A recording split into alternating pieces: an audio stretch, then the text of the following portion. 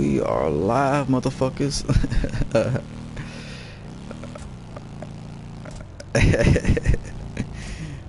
Alright.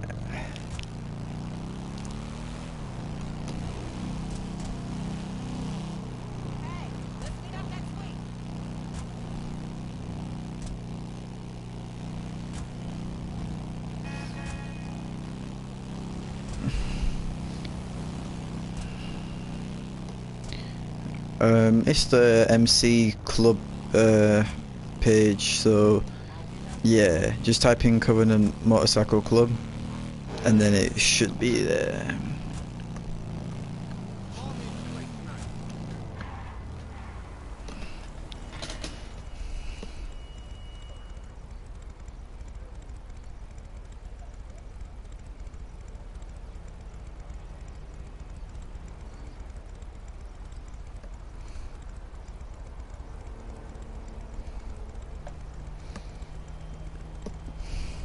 I'm gonna get started here in a minute.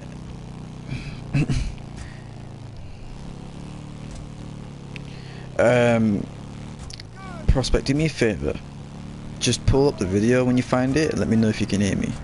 Because when people join, I don't want to be talking, they're not being able to hear me. Alright, there we go.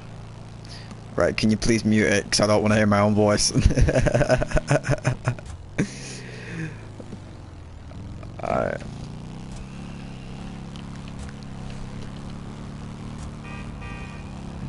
Alright, good.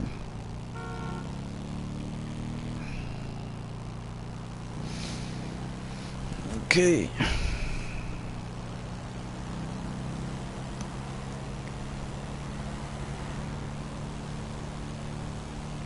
I always ride like this, man.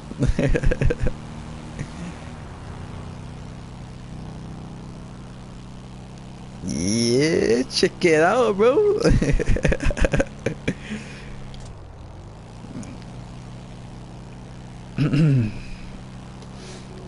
Alright, I'm about to kick it off here in a second.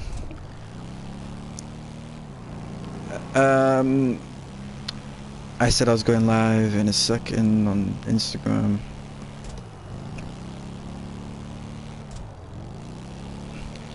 Yeah.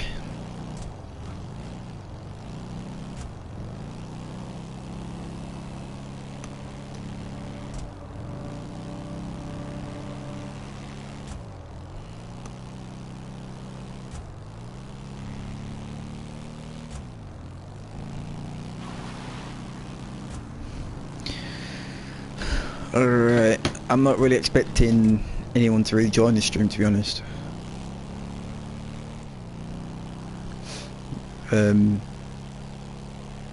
Because at the end of the day, I just want it to be there, and then obviously when it gets to that point and you know people start recognizing these kind of videos, it'll be there.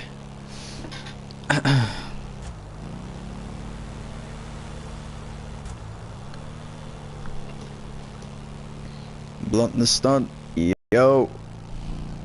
Alright, we're about to kick it off here in episode 1.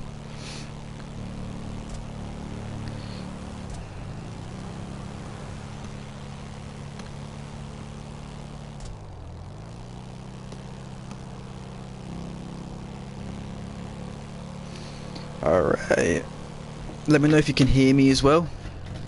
If you can put in the chat, drop that you can hear me.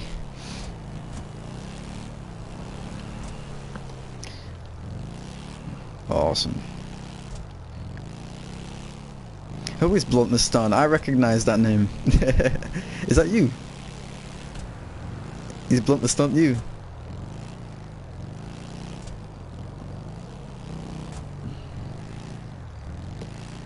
I don't know, my internet connection is not good enough to broadcast right now, apparently. Oh, it's gone away now.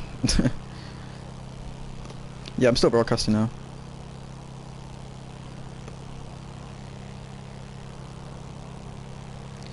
I don't know. Alright, we're about to kick it off here in a second.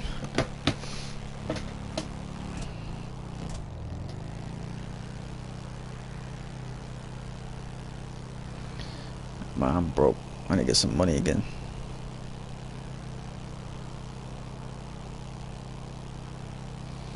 Alright.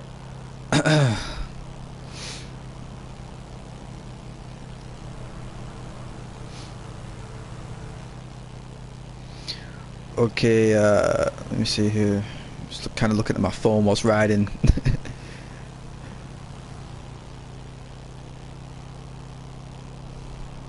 Just making sure I have everything in order on my notes to bring up.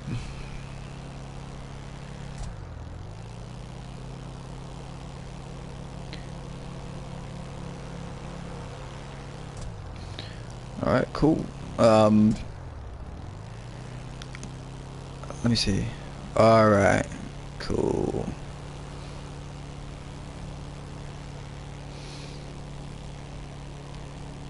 Okay, right. I'm not really expecting anyone to join this stream. It's last minute, not really planned, and it's the first one. The Covenant Motorcycle Club YouTube isn't even really known at all. Never really used it, so. Okay, this is the introduction for the MC Community Code. What it basically is it's not a series, so to speak. It's more or less a channel, or a sort of a fucking NPC. It's sort of like a podcast. That's probably the word. What it basically is, there's a lot of stuff in this MC community. Like a lot of people have been playing this game for a very long time, and the MC community is changed. You know, it was formed not even just in 2013. It was formed in like GTA 4 days. That's when people actually started riding motorcycles in a group on GTA Online. It wasn't really popular back then as it is now, but it was still quite a trend. So basically in 2013 GTA 5 was released, and a lot of people wanted to start MCs. Like a lot of people were planning to make themselves a motorcycle club. So what this basically is this introduction is to basically say what this is about, what kind of topics are going to be brought up, and in the future I'm going to be bringing some people onto the stream that have made an impact in this MC community for over 6 years, that have earned their respect. Some of them aren't around today, but I can still get them in the live stream. So basically what this is, if anyone has any questions, I always I'm always on Instagram. I always look at different people's perspectives, opinions, insights on different situations, clubs, so to speak. In 2013, the MC community was kind of founded, like to the extent where, you know, it's not really a trend, it's just more of like an actual community now.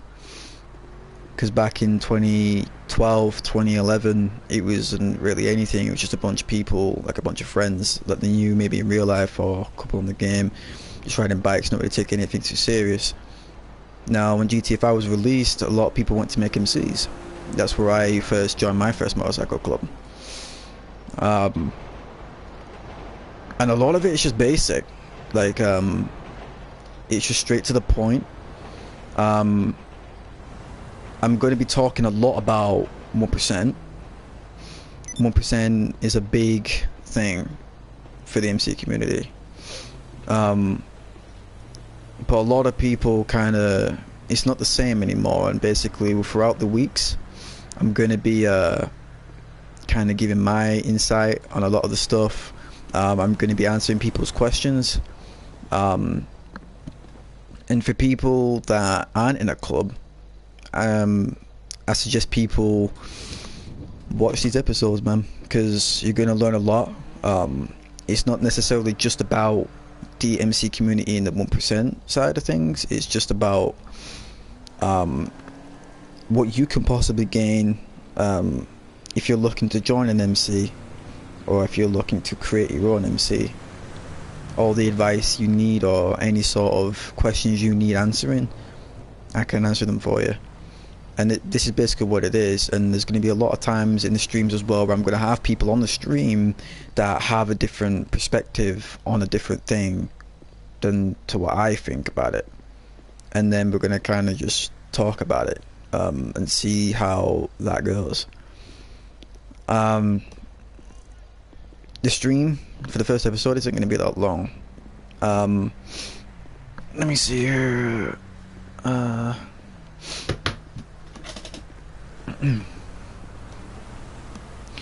Okay, so I'm going to kick it off.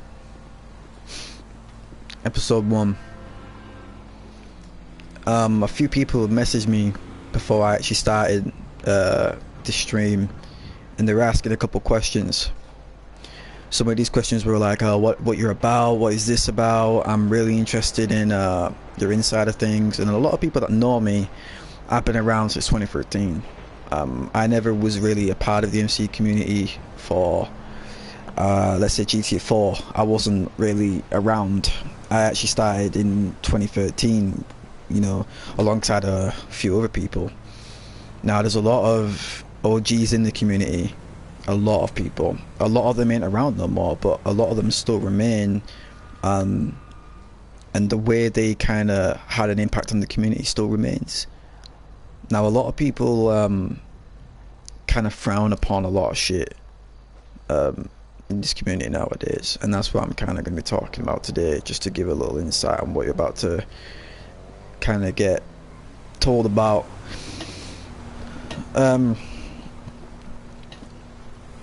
So basically, like, I had a question. I'm just going to get the question up right now on IG. Let me see here.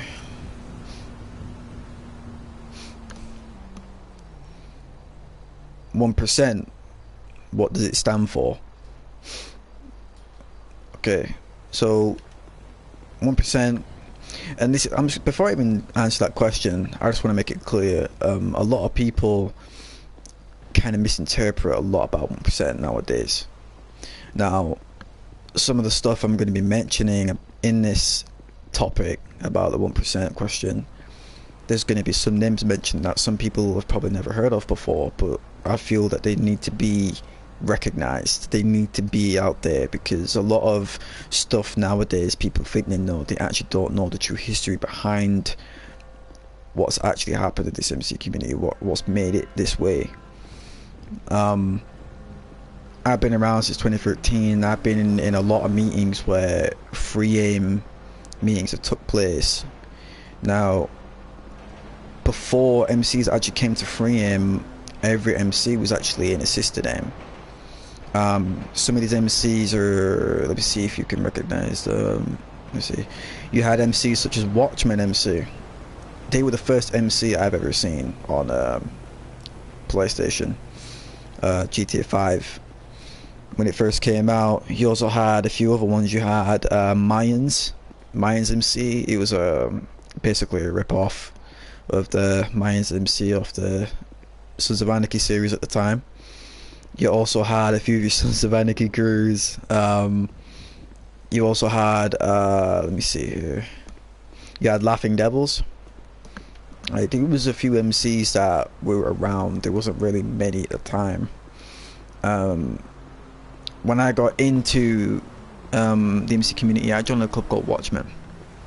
Now, a lot of the people that made an impact in Watchmen were, you know, they made very heavy impact within the MC community, made a name for themselves.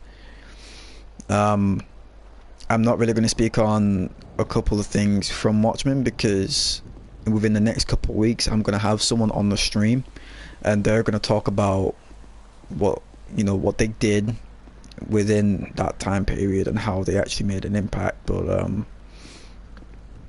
1% code, when I was in Watchmen, the club basically shut itself down, and I was repping as just a lone biker, is what people would call it now. You know, I've never rocked a lone biker patch, never will. I don't really see the point in it. I just rep no patch, you know, just no tags. So I attended a meeting that I was invited to. It was in, because back on PS3 and Xbox 360 you could only get 16 people in a session, so you know, back then it was quite a lot to us. So I attended the meeting with a couple of people, man, and one of the people, well, the person that ran it was called JJ Cochane. A lot of people frown on him for what he's done, but I gotta hand it to him. I respect him for his legacy and what he's done in the MC community. Now, not a lot of people know about this, and it's crucial information that a lot of people need to take note on. In 2013, the MC community was in a system name. A lot of the MCs were fighting each other, you know, all that kind of stuff. A lot of wars were just kicking off, because that's how it kind of was back in the day. Crew battles, meetings, stuff like that. But a lot of the time, people just aimed at their own club, you know. They were focused more on their own club. Not like today, which I will get into. But what JJ did, he called a meeting, and he had a lot of the MCs that were very active and I'd say crucially big back in the day, and he had all of the presidents from each club join this meeting, and I happened to be invited by him because I met him through another friend. So I was just there listening, and what he did was he got everybody in there and he laid out some rules, because back in the system there was certain rules that people just laid out themselves. They wanted to keep it fair play with the 1% stuff, and this is how the 1% stuff really came around, very strict. And you know, because that's what it was. 1% wasn't a thing that people took lightly. It was something that you put it on your back and you take pride in it, you know, and people respect that. 1% back in the day, and it has changed over the years in this MC community. It really has. What he did was he made everyone transfer over to FreeAim. FreeAim felt like a totally new game. It honestly felt like it was just a new game. It was just a new way of playing the game. So when everyone transferred over to FreeAim, he basically mentioned that there's going to be certain rules. You use ARs only. You can use pistols, and you can use pump shotguns. That was basically it. And melee weapons such as you know, your knife at the time. I think you could use a baseball bat back then. You could use a few of the others. We didn't really have many, not like we do now, but you could use a few melee weapons. But that was about it.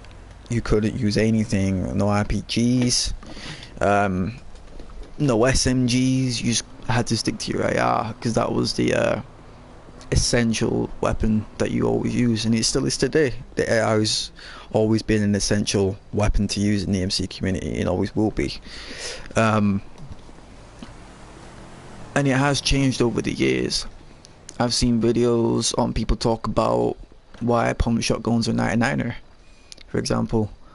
And there's a lot of points that people that I've seen that have made on these topics that, you know, it's not 99er or whatever, because they think more realistically or whatever, or they say they do, about a shotgun kills you in one shot or whatever. But Rockstar has kind of messed up the game, do you know what I mean? But it's got to the point now where people just use straight ARs as 1%ers, because that was the crucial weapon to start off with anyway. Nobody really used a pistol or a shotgun anyway.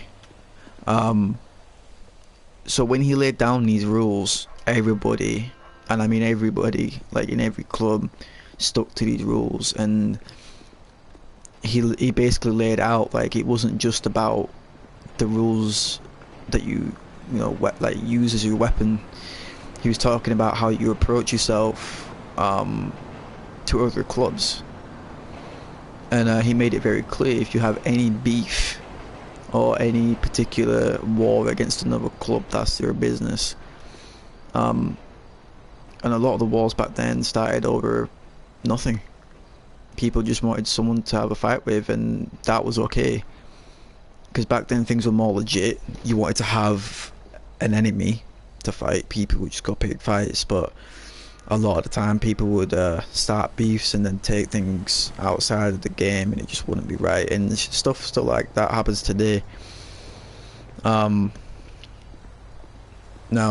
with 1%, what does it stand for today? It's still the same shit. It stands for respect. That's pretty much what I can say in a very stubborn way. It's about respect.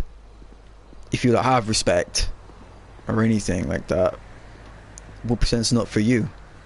1%'s not just you use your AR. Do you know what I mean? It's more than that. It's how you approach yourself, how you respect others, how you treat others, not just your own club. People will always have enemies, but enemies shouldn't get in the way of what 1% is. Now, when people are asking me what does 1% stand for, coming from someone who, you know, was in 2013 and has seen it change over the years, because a lot of people see 1% as different things now, but it always stood for respect. People respected you for playing fair. Now, there's another question on this.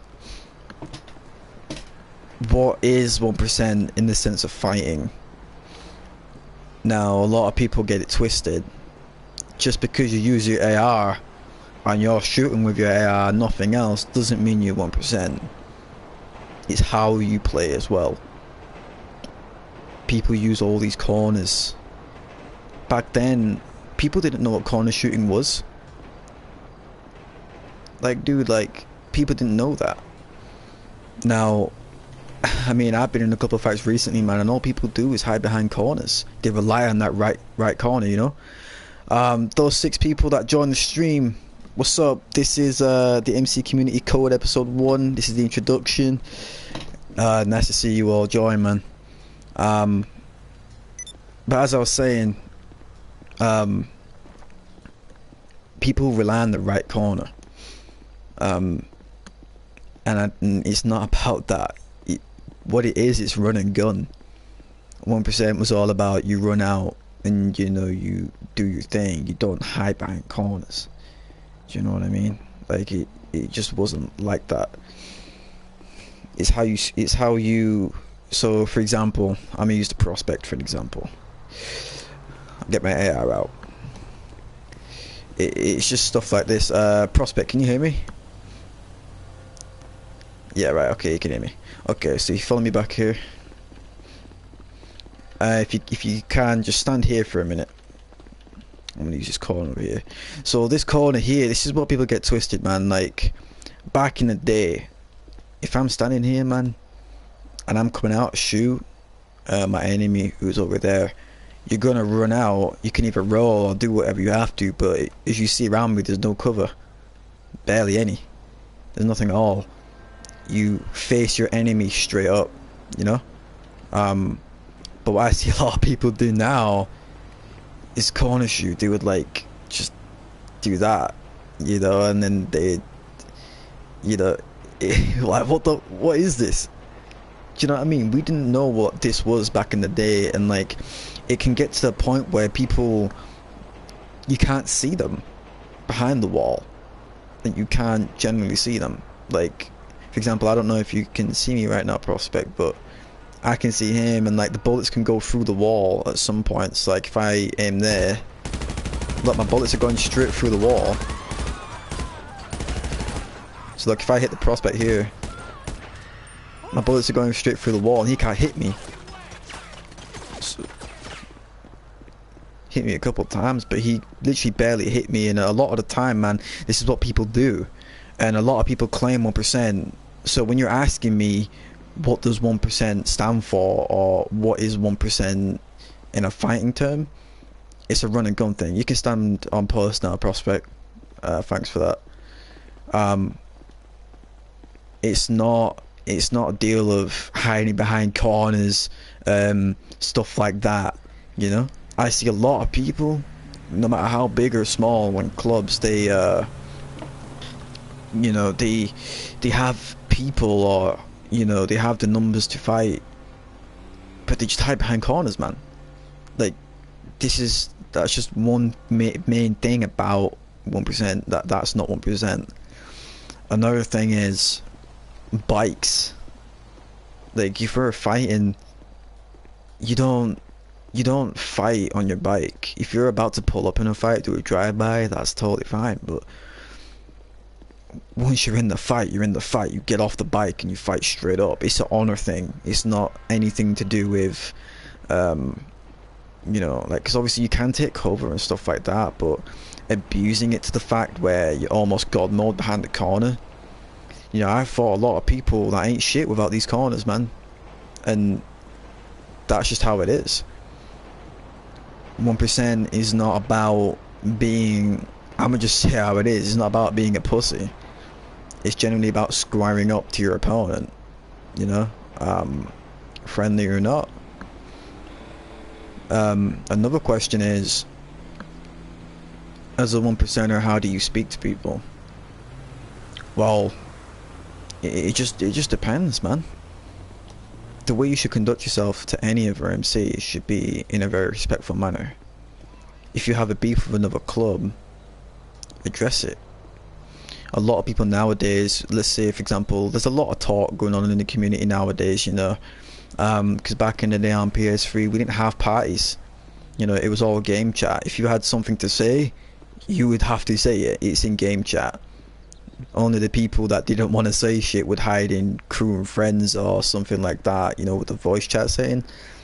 But a lot of the time people would be in everyone chat in free roam on GTA, and if they had something to say, they'd have to say it, and you'd basically square up to your opponent. That's how it was. But nowadays people hide in their parties and they don't say shit. So if you want to speak to someone, you address it, but you don't address it in a sense, in a fit of rage, you know, unless something very, like, I'd say if they attacked you in a certain sense, maybe personal, or they just generally came up to you and attacked you for no reason, because stuff like that does happen. People do attack you for no reason, people attack us for no reason, and then you just gotta do what you gotta do. But in a way as well, it's how you conduct yourself, man, the way you dress. As you see, my prospect stood on guard, that's his job. A lot of MCs nowadays are kind of leeway with their prospects or like their supports. It's, you know, it's 1% is something you have to earn. It's not something that is given to you. Alright, where's this other question?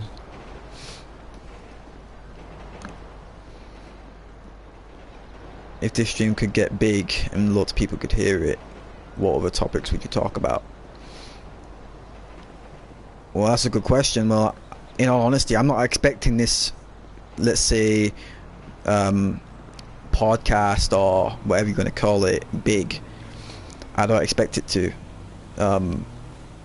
All I'm going to say is that this isn't something that you watch and that, you know, you're getting all excited about. It's not something that you're going to sit here and laugh or, you know, have fun with, because it's not a fun stream. It's generally to help people out and learn from it.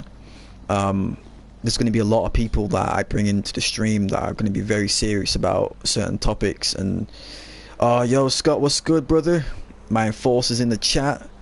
What's good, man? Everyone else that's coming into the stream, what's good? So yeah, like, if it does ever get big, it's just going to be blessed, because I'm going to be helping more people. And even if I can help one person, that's all I want. Because nowadays in the MC community, a lot of people are, I'd say, just misguided. A lot of these people haven't seen what many people seen back in, let's say, 2013 or 14 or even 15. A lot of stuff happened in 2015. But I'd say around 2016, stuff started to change. You know, as more years went on, as more time went on, and Rockstar started giving less shit about the video game, like, just cheats came out, like the people using DNS codes. I mean, when they actually put 3M assisted, you know, in fucking freedom lobbies. It just all went to kind of shit in that sense. But at the same time, 1% was something that people generally took pride in, and freedom assisted shouldn't have been a problem. If people were generally serious about having a 1% code, they would stick to freedom. That's how it was. But to finish off the question, man, if this could get big, what would I talk about? It really depends. I'll be basically, cause my IG, my Instagram is Covenant_Mayhem. Anyone can drop me a DM, ask me a question, and then sometimes I might actually bring on some other people onto the stream, because I have some select few that I want to bring onto the stream to talk about some very serious topics. But at the same time, if people generally have something to say and they want to address something and it's actually relevant, and I think it would be good to actually address that, then yeah, hell, I'll bring someone onto the stream. On a real, what do you think was good about the community before and now? A comment from Scott. Let me see here. It's all good. The MC community today is still good. Back then, I would just say it was more about respect. Nowadays, people are all about fights, scorecards, and that's not how it was. Don't get me wrong, a lot of stuff back in them days were fights. I've seen some of the biggest wars back in the days, bigger than now, man. Nowadays ain't shit. Just a lot of people use, I'd say, cancerous stuff, and they play a certain way, and it's like sometimes just kind of hard to just comprehend with that, just to take too much of it, because it's like that, like back in the day, man, people would fight you straight up. There'd be no right corner shooting or stuff like that. There'd be no 99ers coming to help you. Do you know what I mean? None of this stuff. It was genuine respect for another club. And if you didn't really rock the 1%ers didn't really fuck with you in that sense. They kind of just minded their own business and did what they had to do. But now, what I think is good about it is there's a lot of clubs, and if certain clubs don't want me to say their name, I'm sorry, but I just feel like I have to say a few clubs that have kind of stuck out to me. Blunt the Stun, what does Brotherhood mean to you, and how do you test people that want to be in your Brotherhood? Brotherhood and sisterhood is a very strong words. They're very strong words. It's not something to take lightly, man. Straight up. It's a very serious thing, because a lot of people they join a club and they think that this is just a video game. Like, because yes, it is a video game. I'll never take that away from anyone saying that, because if you think it's not a video game, you're delusional. But at the same time, you got to understand that these are real people behind these mics and parties and characters, and you know, they're generally putting in time for the club. And I know a lot of clubs that have met in real life. My club have met in real life, every single person. You know, and what it is if you was to join Covenant, I'm not going to speak on any of the prospecting processes or anything like that, or the support process. You'd have to find out if you was to join. But for any club, even mine, you got to want it. If you're looking for something more than yourself, you got to tell yourself, this is what I want. I want to join a club that, or even a crew. There's some crews out there that kind of roll the same way. They're all about family. You just got to tell yourself, like, I would do anything for these people. You know, a lot can happen over a video game, and people would be surprised. A lot of people just hang around with the wrong people nowadays, and there's some cliques that are more negative, and they're all together, and they kind of just have a very strong opinion on one thing. They don't really think about anything else. But good thing about today, man, there's a lot of clubs that are still here, and there's clubs still being formed, and they're still together. And that's one of the things that I really think that's good about today. Because back in the day, man, a lot of clubs, you know, it was just exciting. People used to make their clubs, and they'd just go out there and represent. They'd go fighting, they'd enter events, they'd do rides, you know, generally make a name for themselves. And today, especially like after all these years, and for what the game and Rockstar has kind of brought into the game, I'm just going to mention a few clubs. Like, for example, you have like Red Menace MC, very respectful and organized MC. They're around still today. You have clubs such as the Reaper Lords. You have a few. You have a good club, Rolling Suns, Peligroso. Let me think of some more clubs, man. Like there's loads of clubs, man. Banshees MC. You've got Banished Breed, maybe. You got a few other clubs, man. They're still around today because it's more about generally being for the club. It's not just a thing where I'm going to join because I want to wear a patch. Like, no.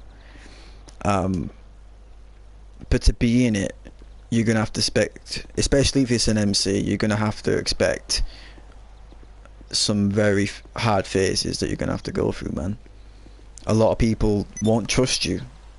You join as a support as a club, because different clubs have different things. They run different ways. Some people run, you know, their starting process as a support, also known as a hang around, but some people also have a hang around as a different thing, like another branch. So you'd also have support and a hang around phase. And then some people do prospecting, some people do prospecting 2 stages, some people just do straight prospecting and then, you know, you earn your patch, stuff like that. But no matter what stage you're in, you're gonna learn that anything that they ask you or tell you to do, they're not gonna ask you to do anything they won't do or haven't done themselves. Do you know what I mean? You have to earn it, because a lot of these clubs that are around today, and you know, they have a good brotherhood going and a good sisterhood going. They know each other very personally. They talk about very personal things, and not even just that. They generally have a bond for each other. You know, they generally like hanging out with each other every day. You know, stuff like that. And to earn that, you know, it's going to be hard because you have to get to know these people, and they're going to have a trust for you. Do you know what I mean? Scott, I remember back in the day when MCs would never associate with people not in MC. Do you think people should do that now to avoid 99er backup? Good question. This is how I think about it, and this is something that I learned from Mortal President back in the day, which was Tyriton Guns, and also another president that said it as well was Felix from Banshees. Different clubs run different ways. Okay, now personally, if you're a 1%er, 99ers shouldn't back you up regardless of the circumstance. You are a 1%er. If they're your friend, tell them to stay away. You know, you have a brain, you can use text messaging in game or on PlayStation, or even if they're in your party, you tell them to stay out of it. Not even to the fact where they're even going to be helping you fend off the 99ers to help you guys fight. You know, just tell them to stay away, because that should be your business. Do you know what I mean? It's not theirs. And a lot of the time, clubs, you know, when 99ers come help you guys or help MCs, they tend to get involved because they may get in a crossfire and then they think they have the right to shoot back, and it's not the case. But with people, man, I think if you have a friend outside the club, yeah, it's always good to hang around with different people, whether they're in an MC or not. But if they're not about what you're about, it really depends. For example, I ain't going to associate with an enemy club. You know, people who are on my KOS list, I ain't going to associate with. That's just how I run my club. Every other club's different. But even back in the day, from what I remember, a lot of people didn't associate with 99ers because MCs were very, very popular back then, and randoms were just seen as randoms. But nowadays, a lot of randoms, you know, good as it sounds, you know, I know a few MCs that have 99er backup, and it's not a good look, and it's not really fair as well, to be honest. But still, there's clubs out there that fight back even still, and that's what I hugely respect. You have people blowing you up orbital cannons now. Like when GTA never had orbital cannons, they have orbital cannons now. People sniping you, and the fact that you can still use your AR and fight back, that gets noticed. Whether you're in MC or not, people do recognize that, because it shows that, you know, you're not willing to change for anyone. A lot of people can get annoyed at stuff like that. They like, oh, 99ers are killing me, blowing me up, I want to do it back. You know, I've even been in that phase, but at the end of the day, if you're truly about what you're about, and if you want to follow the true 1% code, you know, you don't use any of that stuff. I have friends outside of the club and that aren't in the crew, but you know, they basically stay away from the MC in that sense of fighting and whatever. If they want to chill with me in game, cool, but when club business is club business, they gotta go. So it's a good question, man, to be fair. Let me see, there's another question. MCs back in the day was very territorial. How do you feel about it nowadays in the MC community 2018? That's a very, very good question. Back in the day, well, not even back in the day, MC community as a whole, I know a lot of MCs that are very territorial. Me, not as such, but I know a lot of clubs back in the day, as well as today, they were very prideful in everything on their cut. Their top rocker, their bottom rocker, their centerpiece, their MC, the 1%. Some clubs didn't even have pieces. They had 1 pieces, 2 pieces, everything that was on their cut they took pride in. And a lot of it was about territory. I know clubs that have had original bottom rockers, and then other clubs put the same one on and they fight for it. But what normally leads to that is, let's say a club that has that bottom rocker first, or let's say puts it on and has been fighting for that territory and is kind of known for that territory now, they would normally organise a sit down with the other club, and they would ask them respectfully to remove it and change their bottom rocker. Some people refuse, and that's how it tends to a war. And obviously, whether the club shuts down or basically gives up, you know, the winner, I'd say, in a fight would then obviously still claim the territory and do what they have to do. But it really depends how you play the game. A lot of people don't really understand this. A lot of people play, that are in the MC community as well, play it different ways. You have role players, you have very heavy territorial MCs, you have MCs that just want to play in privates, you have MCs that want to fight, which I do respect all of that. What do you think about doing missions in public sessions if they can't use certain vehicles, are not considered 1%? In all honesty, if you're not doing no harm to anyone in the session, you're pretty much good. For example, if you're doing a gun running sale and you have to hop in an insurgent, it's not 99er because you're hopping in an insurgent. Some of your members might hop in a gun, like you know, the gun at the top of the insurgent, and use it to kill NPCs. Doesn't mean that you're gonna be a 99er because you're killing NPCs. I mean, people who say that is a bit weird. Do you know what I mean? It's like, you're not really right in that sense. Especially like in the sense of, if you think that you can't make money because you feel the 1% is going to stop you, it's wrong. The game does advance, it does grow, the community grows, it changes, people have to adapt. When Rockstar dropped, in fact, a lot of people, that's actually a good question, because a lot of people do remember this actually. I hosted a meeting when I first founded Covenant, and it was a 1% meeting when the gun running DLC dropped, or it was about to drop. I had a few clubs in there, and what we basically spoke about was that any vehicles, like let's say an oppressor, for example, like, God, I hate those things. We just don't use them. We don't have any of our club members to own them. If they do own them, we don't want to see them. Do you know what I mean? It's as simple as that. In a mission, if you have to use a minigun, or if you have to use an RPG to basically complete it in a public, as long as it's not killing anyone else and you're not really bothering anyone else, that's fine. But a lot of people get this mistaken as well, and this is something that's very small, but it's also very big at the same time. People don't really recognize it. Is aiming your gun in a direction.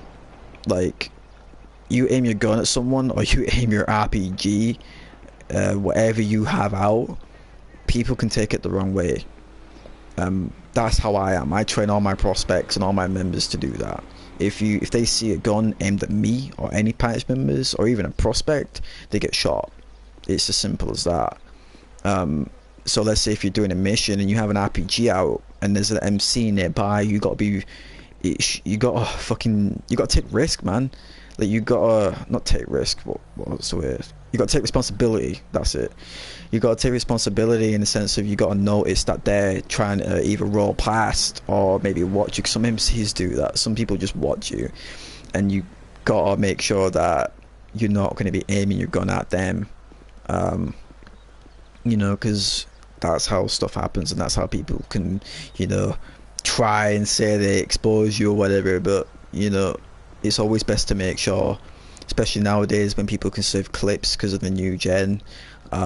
Back then, I couldn't really save clips unless I had a laptop.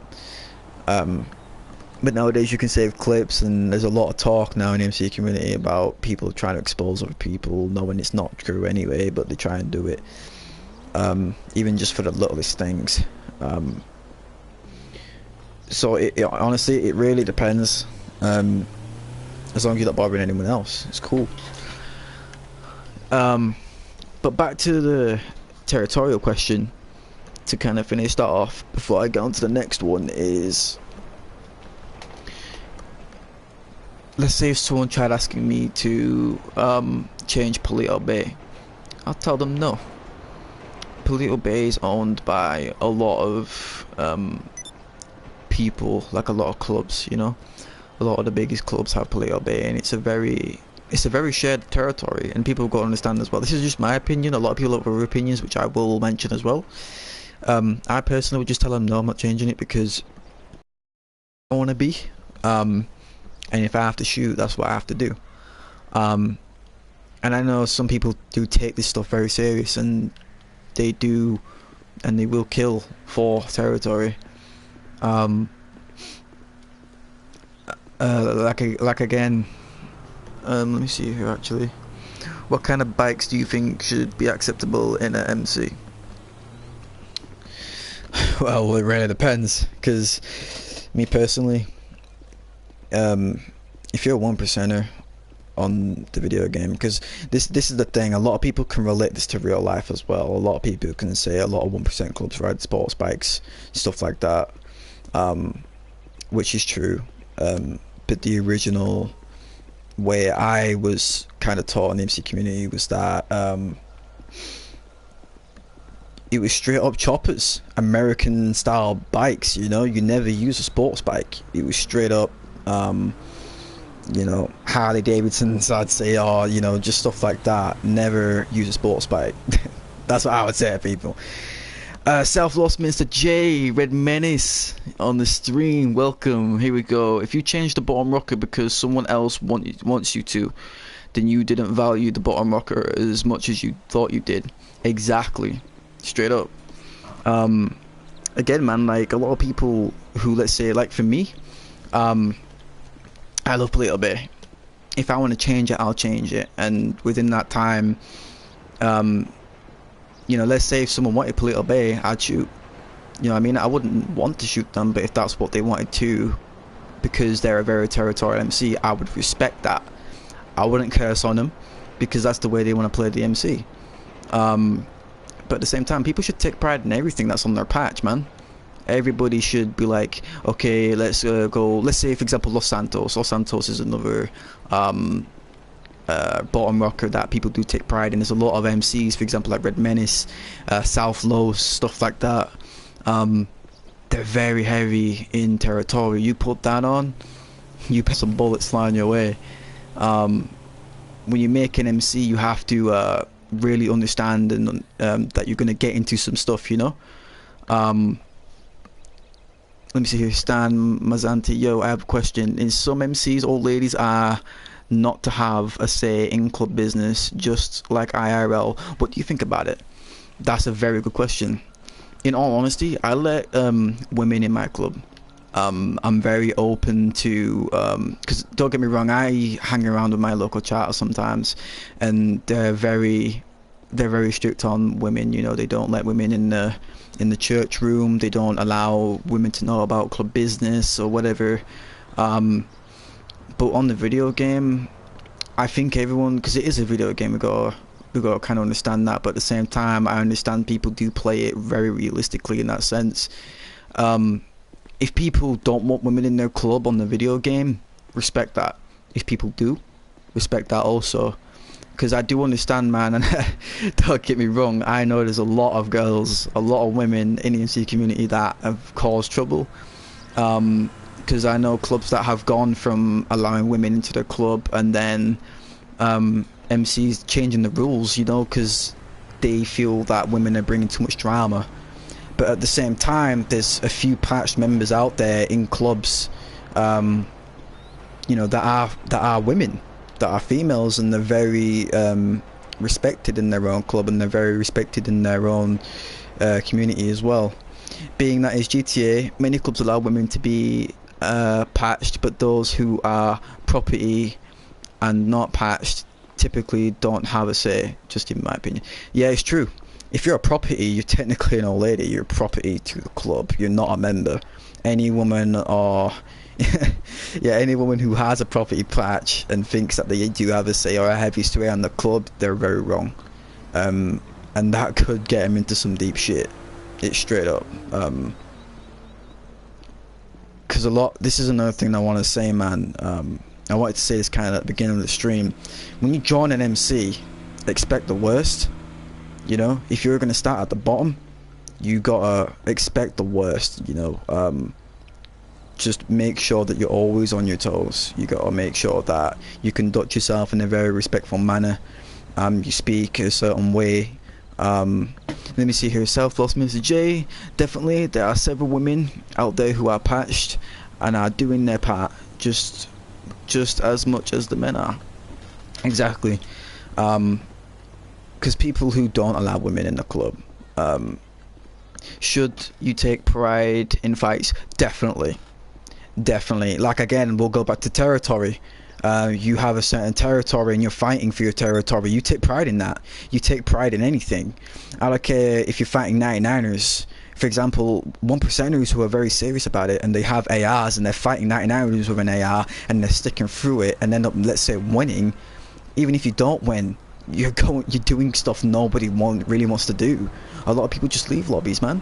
They leave because they don't want to put up with that. And, you know, I definitely say you take pride in your fights, but all I'm going to say is if you corner shoot and you kill people whilst on your bike, don't take pride. That's not taking pride.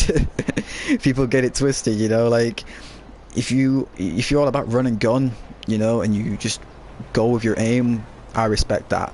Obviously, there's limits to cover. You know, you got to play your part and be legit.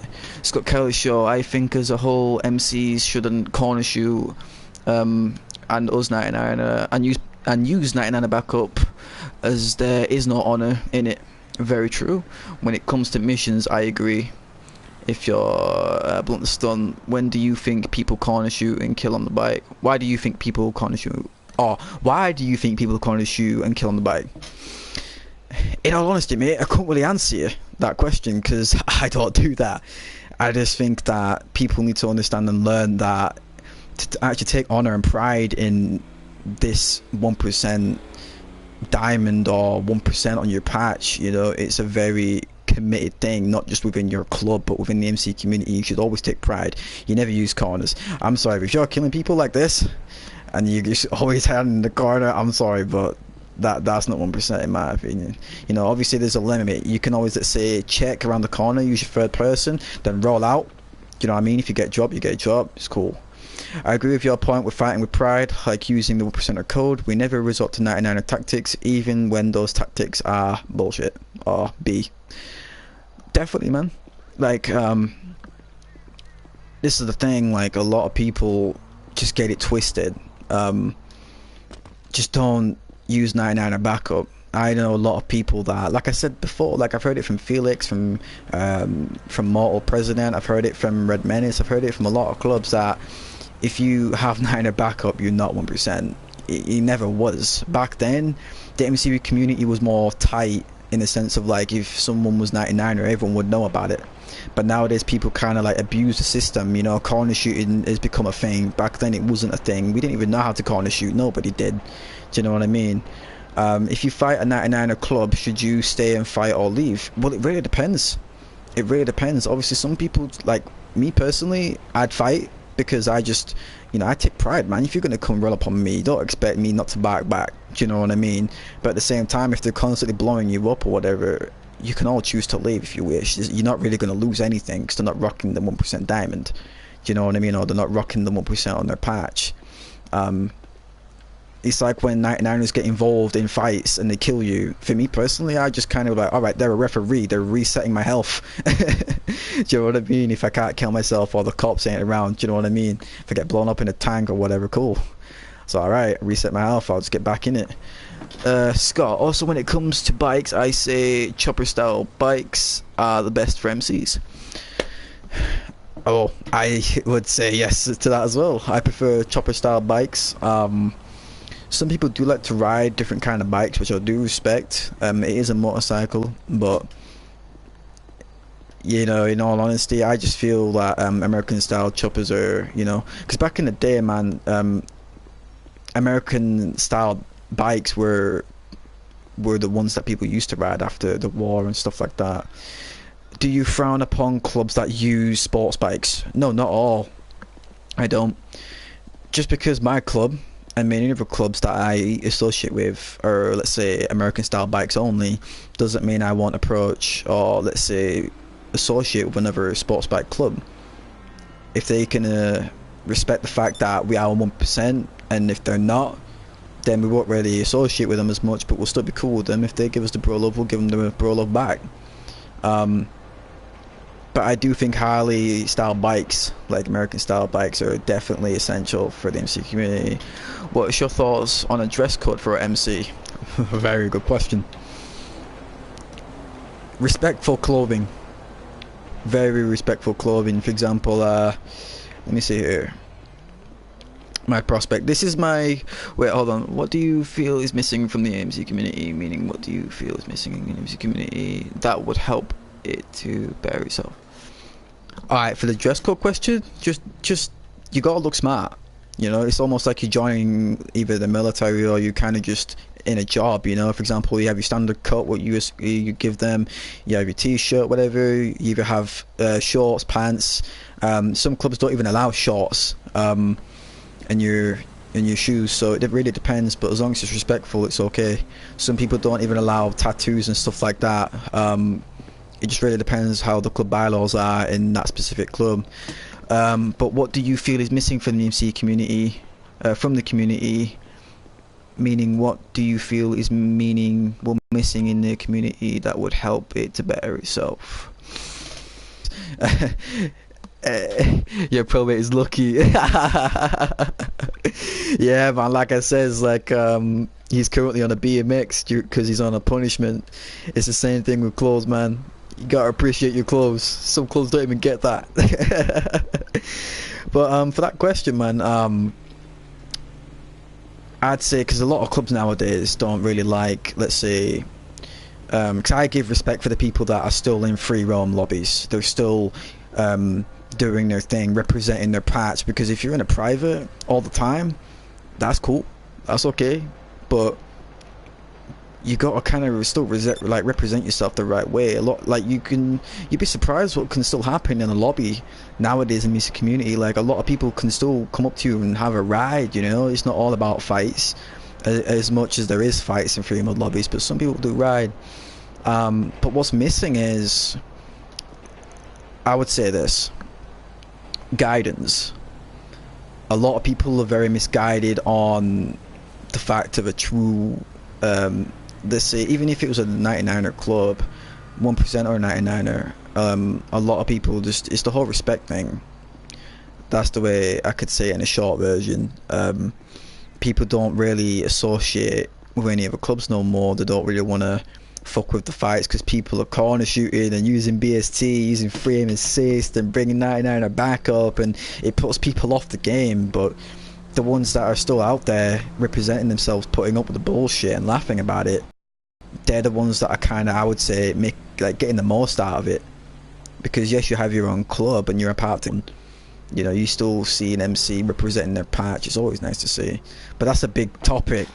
I'll actually talk about that a bit more. There's some other questions, so I'm gonna answer them before they go up and I can't see them again. In some MCs, prospects aren't allowed to have tattoos and have to earn them, like you said. What are your thoughts on it? Like, some clubs even have your hair shaved. Some clubs, and as much as I don't like to say it, some clubs don't even make your prospects have clothes. You got to earn your clothes back. I know some clubs that have that rule. Some clubs you start off with no bike. Some clubs you start off with a certain bike. It all depends, man. The way I see it, when you join a club, man, you have to humble down. You're starting from the fucking bottom. Anything that you have, your tattoos, your bike, just know it could get taken away from you. Every club is different. Regardless whether you're a prospect or support, things will be taken from you and you have to earn them back rightfully. Do you know what I mean? But even then, it just teaches you more stuff as well about it. Like, it's a privilege to have certain things. Some people don't appreciate that they have tattoos. Some people don't appreciate a lot that I can wear pants. I know some prospects that are fucked up so much they don't wear clothes. They're just not allowed clothes no more. All I'm gonna say, does anyone here think who JJ Cushion is? I mentioned JJ at the start of the stream. I won't re-mention him.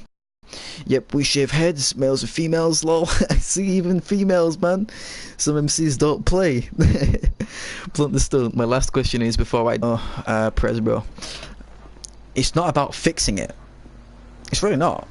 It's really not about fixing. It's just about guiding people the right way. For example, man, like, I've kind of worked myself up to a point where I could have a little small voice. For example, there's a few people on the stream, not as much as, let's say, their worker would get, do you know what I mean? But at least there's 5 people on the stream watching me and hearing what I have to say, and I truly do appreciate that. Because there's a lot of people here that I'm very influenced by as well, and I truly respect, and they know what I'm talking about when I say this. Is when there's no fixing the community, it's like there could be someone right now watching the stream thinking to themselves that aren't in a club, you know, or even, let's say, in a club, because I've even been in clubs where I'm like, I'm not feeling this, I want something more, you know, but I never had that guidance, you know, to tell myself what I need to do to get there.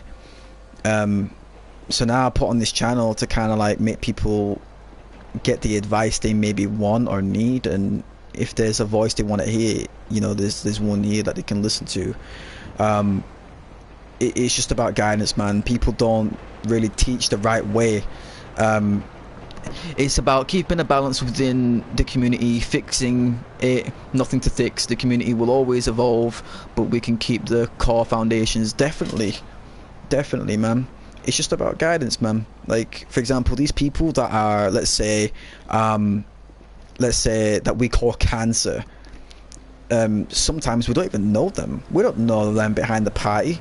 The ones that run their mouth, yeah, they obviously need a bit of a slapping, but you know what I mean, at the end of the day, if they generally took the time out to sit down and talk to some real 1%ers and, you know, kind of just open their mind a little bit, they could get put on the right path. It doesn't really matter what club you join, you know, but if you're teaching people, for example, I know some clubs where, let's say, their prospects aren't dressed correctly. They're not on guard. They're like kind of just fucking off, doing donuts on their bikes and messing around with their patch members, and it's kind of like, I know other clubs run differently, but at the same time there is still like an MC etiquette, and you got to kind of approach things a certain way. If you have a 1% diamond, it's a respect thing. It's not something that people take lightly, and people like myself, and I know other clubs that may be watching this now will agree with this, but it's nothing you should take lightly at all. Definitely should be earned. It's nothing that you want to come here and be like, yeah man, I can do this, I can swim maps, because yeah, people can swim maps and they can run mountains, but at the same time, you know, people can do time, but at the same time, it's like there's certain things that I would do to prospects, and there's certain things that other clubs would do to prospects that definitely will test their loyalty. You know, it's not just about making them do time; it's about making them do certain things, taking things away from them, making them appreciate and learn. And a lot of these other clubs don't know that. They don't have that guidance because some of these people weren't really back then, or from back then, or they weren't around certain people. Some people just happen to stumble across a certain circle and that's who they're around, you know. It's about how your mindset is and your attitude within the MC community. Definitely, man. Whether you're in a club or not, man, you definitely get recognized for showing respect always. Do you care about numbers? Why you get a lot more people? Would you get a lot more people if you weren't strict? I'm just gonna say this right now. Numbers don't mean shit. The only thing about having numbers is if your numbers are strong, in the sense of not how many people you've got, but they're generally dedicated and committed to your club, and they have proved that they've done their time, then man, that's something that is truly a blessing. Like a lot of people just, let's say they want to start a club and then they hand out charters and they patch people over and they think they're getting big and they want to take over fights, because a lot of people recruit like that just to fight.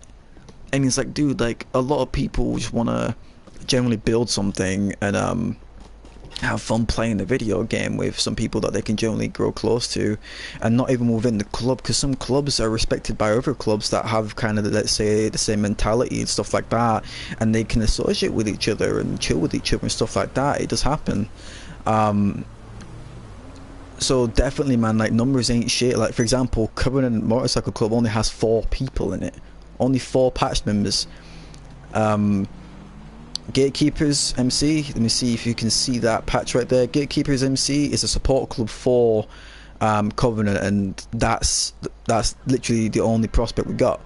It's not about numbers, man. If people really want to be here, they will go through it and they will be there. Every club is not meant for everyone. I could go to a club and it won't be for me. I've done it before. You know what I mean? I've gone to clubs and was like, this is not what I want to be in a part of, you know? You can't fix something when many people refuse to listen and to be reasonable. And some people don't respect the OGs and the foundation of the MC community. True, like, good comment. Strict MC, I can't really read that. Mall and strict circle that you know, rather than a big group you can't control and don't know. No disrespect to big MC.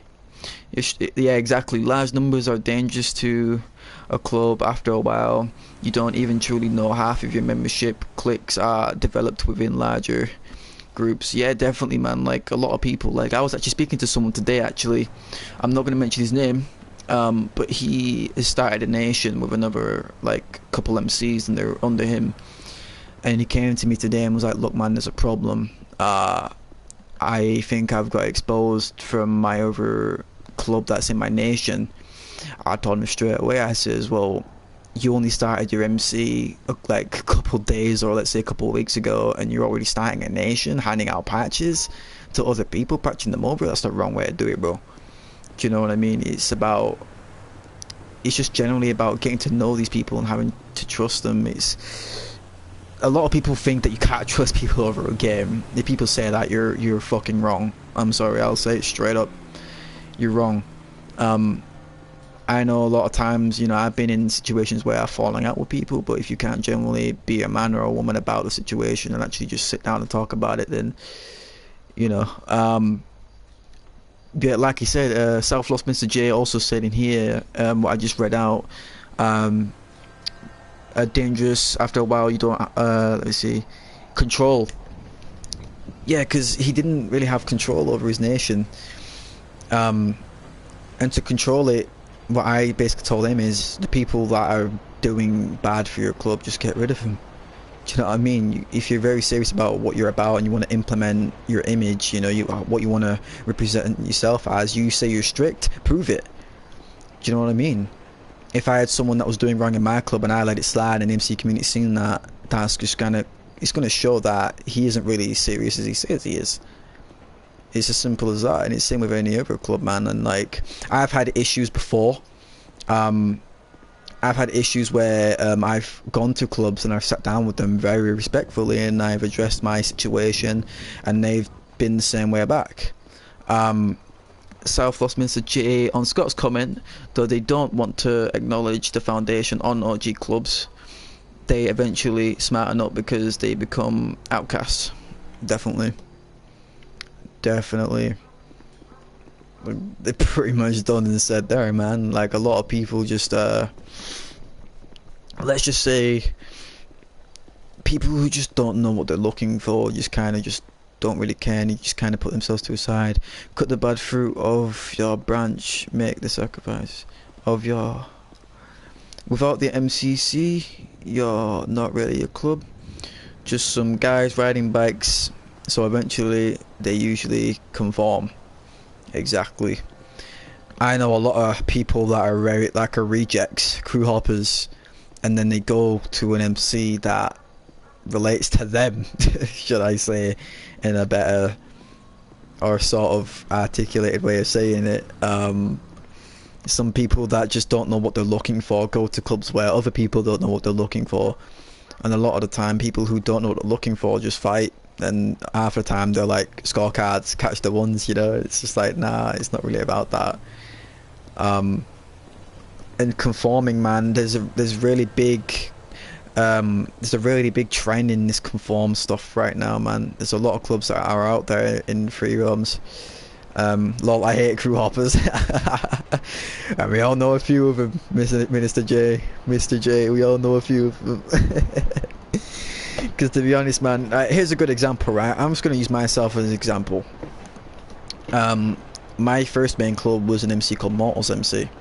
I prospected, I think 3 months around the time, and I got my full patch, and I basically learned everything I learned around that time. I learned how to kind of shoot, how to ride a bike. I learned how to approach situations, how to respect my patch members, how to sort out the prospects, because even when you're patched, man, and you get your new patch and you're kind of fitting into your cut, you kind of still got to learn how to be a patch member. It's like a whole new different stage of learning. It's a whole different stage of, like, it's a different process. Do you know what I mean? And you know, when that club shut down, I was hopping everywhere until I joined a club called Reaper's Reach. I joined Reaper's Reach. You know, Reaper's Reach shut down, and I basically crew hopped everywhere. Do you know what I mean? When that happened, I founded Covenant 2017 June 14th. You know what I mean? We've been around. We've had one of the bumpiest starts. I ain't gonna lie to you. Covenant wasn't perfect, but you know, we're here. Do you know what I mean? And then there's a lot of clubs that have kind of, you know, there's a lot of clubs that just turn on a new leaf. And I never even used to think this way about the MC community, man. I was one of those TDM heads that cared about scorecards, you know, catching the ones. But when I actually, like, it's just when people kind of just open their mind and actually see what the MC community has to offer, not just TDMs and free mode wars, like general like family, like brotherhood, the general bond between other people is worth more than a scorecard. It's something that not many people can really explain. Do you know what I mean? I'm fucking tired of everything, man. Blaze, tell me, what are you tired of? What are you tired of, man? What are you tired of? All I'm gonna say is, if it's about the MC community, bro, you just gotta look the right way. You just gotta look the right direction, man. There's people on this stream I could send you to. Do you know what I mean? And it would change your whole experience, man. It really will. Like, Covenant used to oppressors, FAA people. Alright, I just want to say this. Oppressors, FAA, I don't recognize that. Clubs that always shut down. Well, we're always gonna get clubs that shut down. I mean, Covenant shut down before, more than once.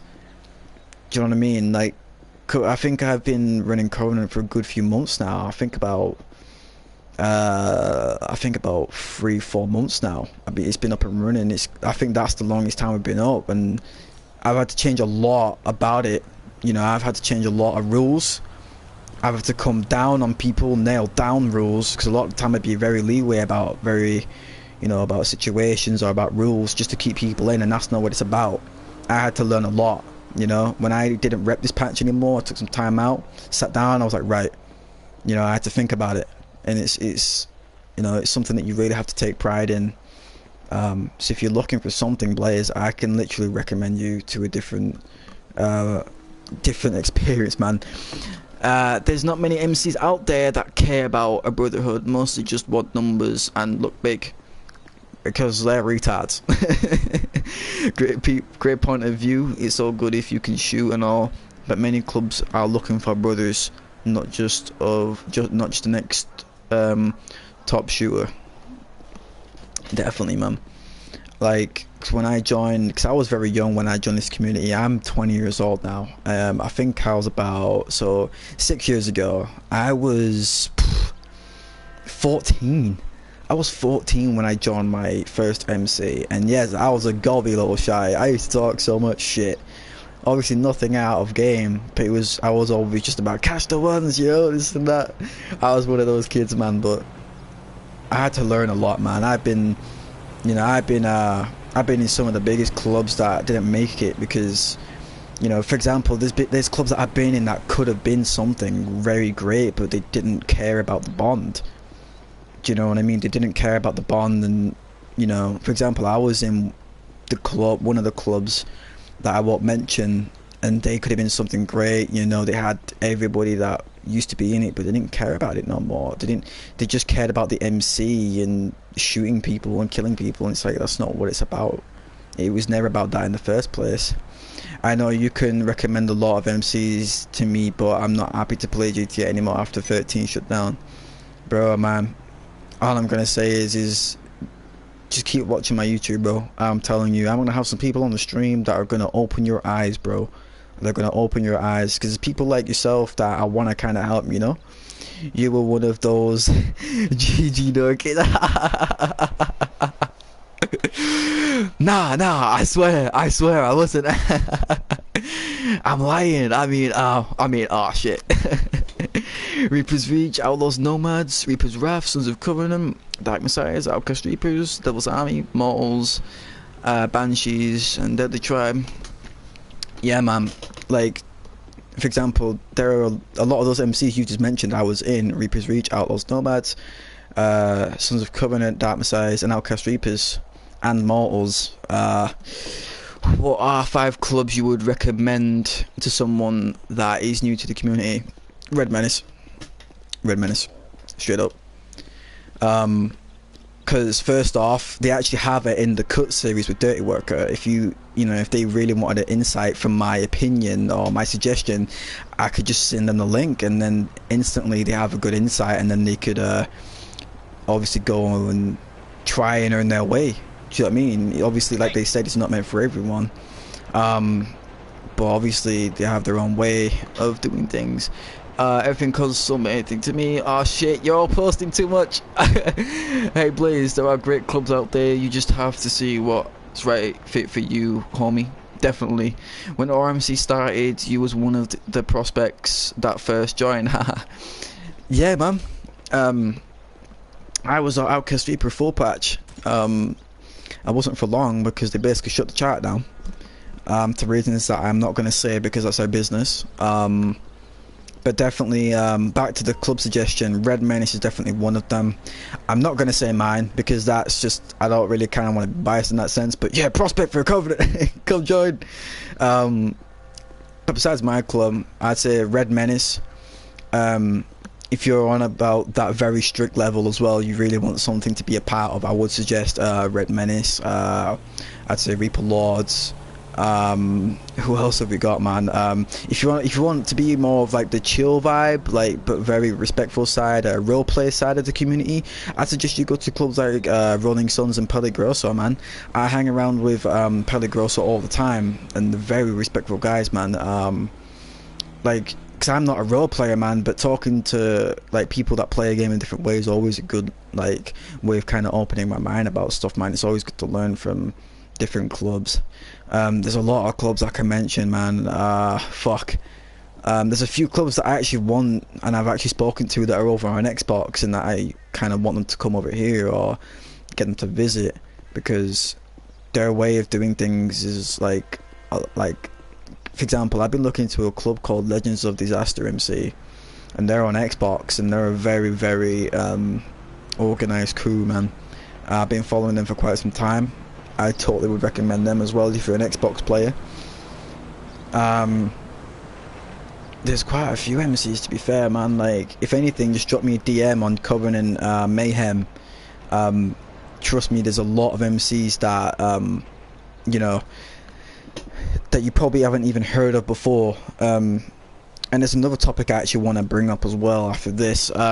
Covenant is a great club. Ah, look at you. I'm joking.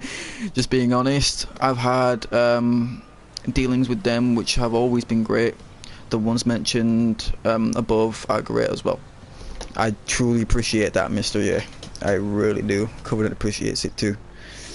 But a lot of people would be like, because I had someone ask me as well, I don't want to join a club, I want to make one. All I'm going to say is, do your research first. If you're ever going to want to make a club, you do your research. As in, you always, for example, you know who's around. If you want to join an MC, you always want to know who's around, and you always got to think of the territorial stuff that you could get involved in, the kind of people you want to be around, the bylaws. It's a lot to set up your own club, man. Covenant isn't still actually fully established, man. We're always still working on ourselves. Same with every other club, man. Every club is still working on themselves. Yeah, that people have in CVMC are amazing. Shizzle knows that I love him and Roxy a lot. Oh, I appreciate that, Blaze, and I really do. Yeah, I do know that, bro. You know, you're always welcome in my party, man. Just when I've got club business, I've got club business. I'd say Banshees, Reaper Lords, Banished Breed, Grim Legion, and Covenant. Definitely. Grim Legion is actually another MC that is actually around for one of the longest times. I think they were established in 2013, if I'm correct, or yeah, 2013, I think. Very old MC, man. But they're very, very good guys. Banshees as well, definitely a very strict club. Reaper Lords especially. Banished Breed, fortunately a lot of people on PlayStation want to join them, but all I can give you advice on that is get an Xbox. They're exclusive on Xbox. So, and yeah, say you love me. What's the next step for Covenant? Very good question. There's a lot of stuff. Blaze. Hey Blaze, I ain't gonna curse you over stream. Get in my party after I end the stream, bro. I'm a body you. But the next step, bro, is there's a lot of stuff that me and a few of the members have been working on, because our current step now is how, let's just say this, to get into a club or to get into our club. I've been in a lot of clubs where the initiation process is kind of the same. It's just simple prospecting, you know, you stand on post, you always use your AR, you ride a certain bike, you dress a certain way, you get to know the guys, and that's all they really do. They just make you walk a few mountains. My vice president, Minus SG, he's thought of a lot of creative ways into making the MC a lot more fun, interesting. I'm not going to say yet, because we still haven't established it, but that's our current process. We're kind of thinking on how we could make supporting more, let's say, because our supporting phase is they get told the basic rules, they get told the uniform they can wear, what bike they can wear, and then they basically just try and get to know the club. To become a prospect for Covenant, there's a lot of things that you have to do in order to be eligible for that prospect rocker. You don't get it when we think you're ready. You have to do certain things as well as when we think you're ready. We can think you're ready, but if you haven't done certain things that you're tasked to do as a support, you can't get that rocker.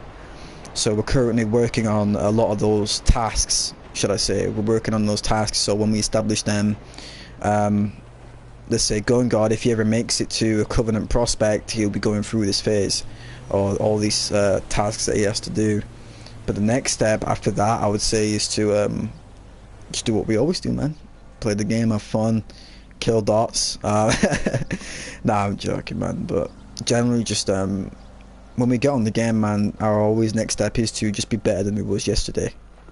If we fucked up on something, we got upset over something, or we didn't do something right, we just better ourselves. Or even if we just do anything, man, we always just want to be better than ourselves, be more organized.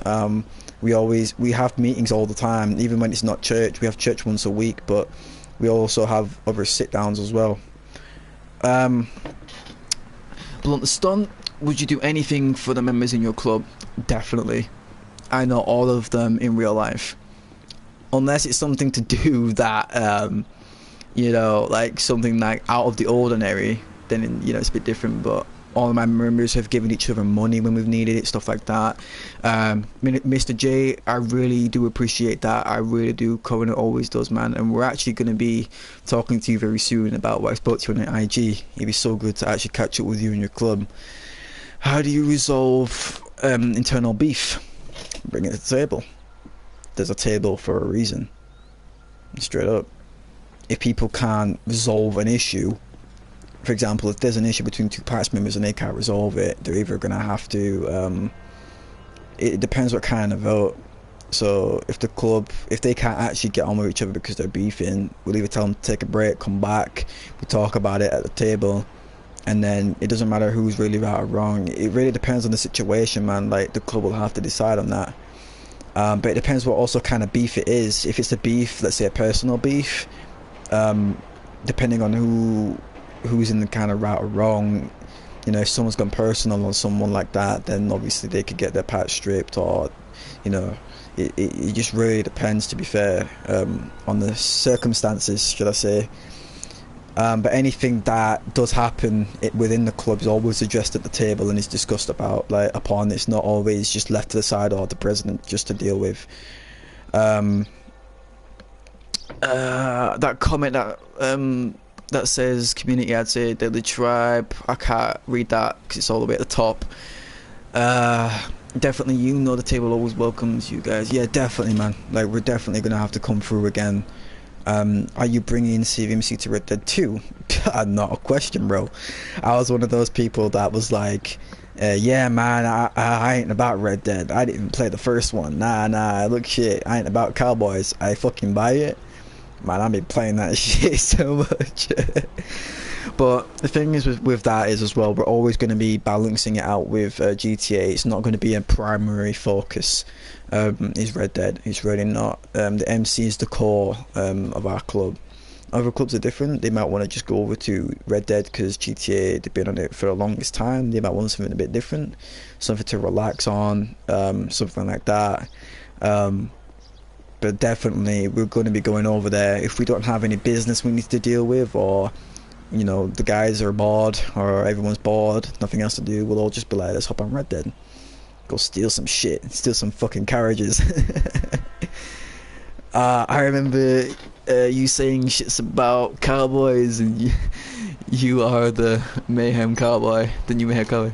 The shit is awesome. Yeah, I know, man. I underestimated Red Dead so much. I was like, nah, man, I ain't about that shit. As soon as I got on it, I was like, yo, I want to play this shit. Another question as well that I actually got asked, let me see here. How serious is Covenant? That's what I got asked. I'm just gonna say, we're very serious. But like I says, questions like this is like, I'm not really gonna speak too much about the club. If you want to know how serious we are, come join. Say with any club, if you want to ask a question about a club, go join them. Best way to find out. You can sell guns in the game, cowboys are gay, and next 5 minutes in the morning, I fucking love this game. Yeah, bro, I swear, I downloaded that shit and played it till like 7 in the morning, slept, woke up, got straight back on it. When everyone came, when I just jumped on GTA, like, I ain't been playing it. What are you talking about? I didn't even have Red Dead. You guys are lying, man. You seen shit. Next minute I get a screenshot, what's new? Shizzle has played Red Dead 7 times, or started Red Dead 7 times. Like, oh shit. um Honestly, so yeah, this is basically just an introduction what it's about. A lot of these questions are very like they're very what's the word for it? I'm not really good with these words, man. Help me out, people. Yeah, exactly, that's the only way you find out. You join up, man. God damn it, I'm lost for words, man. God damn it, I'm lost. But it's basically just an introduction, man, and everything that's been said or asked in this stream, if people watch the stream afterwards, because I'm going to be leaving this on the YouTube of the Covenant page, the Covenant YouTube, I'm leaving it on there. This is just a little insight. Within the next couple of weeks, there will be very specific topics that I'll be speaking about, not just the MC 1% side of things, but for example, like, there was someone that asked me about how do you approach a club, or like how do you show like integrity and respect across to another club. It is a massive conversation. I could speak about it all night. It's quite hard to fit it all in one episode, so I'm gonna host more of these episodes. And also, like I said before at the start of the stream, I'm definitely going to be getting people from other clubs to speak on this as well, especially with more people who are going to be streaming it. If I can get at least 10 to 20 people streaming this every now and then, definitely going to get people on here and sharing their thoughts and stuff like that as well. Well, I'm leaving right now. Shiz, if you need my help or talk to me, you know what to do. Love you, dude. Love you too, dude. Should we establish 1% in Red Dead 2? Well, yeah, I've actually just sat here thinking about that. What I'd say is, when the online comes out, it really depends. Like, I would do it if every club, let's just say, I might hop on a stream with you at some point. We got to get that together. We'll iron all that out. Yeah, definitely, Mr. J. You're definitely one of the people I actually want to get on the stream. Lucky didn't want to say that. Wanted to be a surprise. But it's all good. Definitely, man. You're going to be one of the first people I get on the stream. Sometimes I'm actually wanting to get multiple people on the stream as well, so I might get a couple of, let's say, officers from different clubs speaking about different things and different perspectives on different stuff, you know. Definitely. And one thing that I would like to do as well is have different presidents talk to each other as well, because like different people have different opinions, or like different people from different club have different opinions. For example, even people in your club can think differently the way you think about stuff as well. Never did a stream before, don't know if anyone would give a shit what I have to say, lol. Now honestly, Mr. J, I've never done a stream before. This is my first stream. First stream. And honestly, dude, when I started it, I was kind of nervous. I've stuttered a lot because I'm very nervous doing this, and at the same time, yeah, like Stan, like he says, you'd be very surprised. A lot of people just be like, listen, well, this motherfucker has to say it. So yeah, man, a lot of the time, man, like I says, yeah, exactly, like Scott says, we will give a shit, man. A lot of people will probably watch this stream in the future and be like, this guy's talking a load of shit. He's talking out of his ass. He's just one of those people who's all about Brotherhood, and he just, I want to be, you know, Brotherhood, this and that. But like I said at the start of the stream, man, if I can help, or if anyone who helps on my stream can help one person to change, and or not even just change, but just to do the right thing, like just to play right, stuff like that, you know, then that's all good. That's what this is for. Even if it's just one person, just to fucking, even if they don't leave a club to maybe join another one that they think might suit them better, or but just to generally take pride in themselves. I know people that are in clubs that don't play fair, but they generally play fair, and I recognize their ID and I write that shit down because I'm just like that. And then when I see them again, I respect them. I send them a message and say fair play. Just because I'm enemies with them doesn't mean, you know, that I'm gonna be cursing at them or whatnot. Oh, thanks, man. Yeah, I'm trying, man. Within the next couple of streams, I'm gonna get a few of the clubs on here actually. because I seen the reason why I'm doing this as well, reason why it's called an introduction. Yeah, props to you, praise, you're doing well on this stream, very professional. Oh, thanks, man. Scott's my enforcer as well, by the way, so huge respect to you. One of the main reasons why I'm wanting to stream this, and this is a part of the introduction, because it is an introduction to what I'm about to do within the next few weeks. I see, like, say for example, like Dirty Worker, he does like in the cut series, and in all honesty, man, it's a very good thing. A lot of people kind of frown upon it, low key, and I don't really agree with that. I think it's a good thing that he does it, you know. And I know a lot of clubs that have been on there don't really show their full process, because, for example, when I watch the streams, they mainly talk about how they were founded, maybe some of the issues they had and how they got through it, stuff like that. But a lot of people watch that stuff, and I've been in parties talking about this stuff, and a lot of people would ask me, like, I want to see how it's like actually prospecting for this, or I want to actually see how and why they actually got to where they are.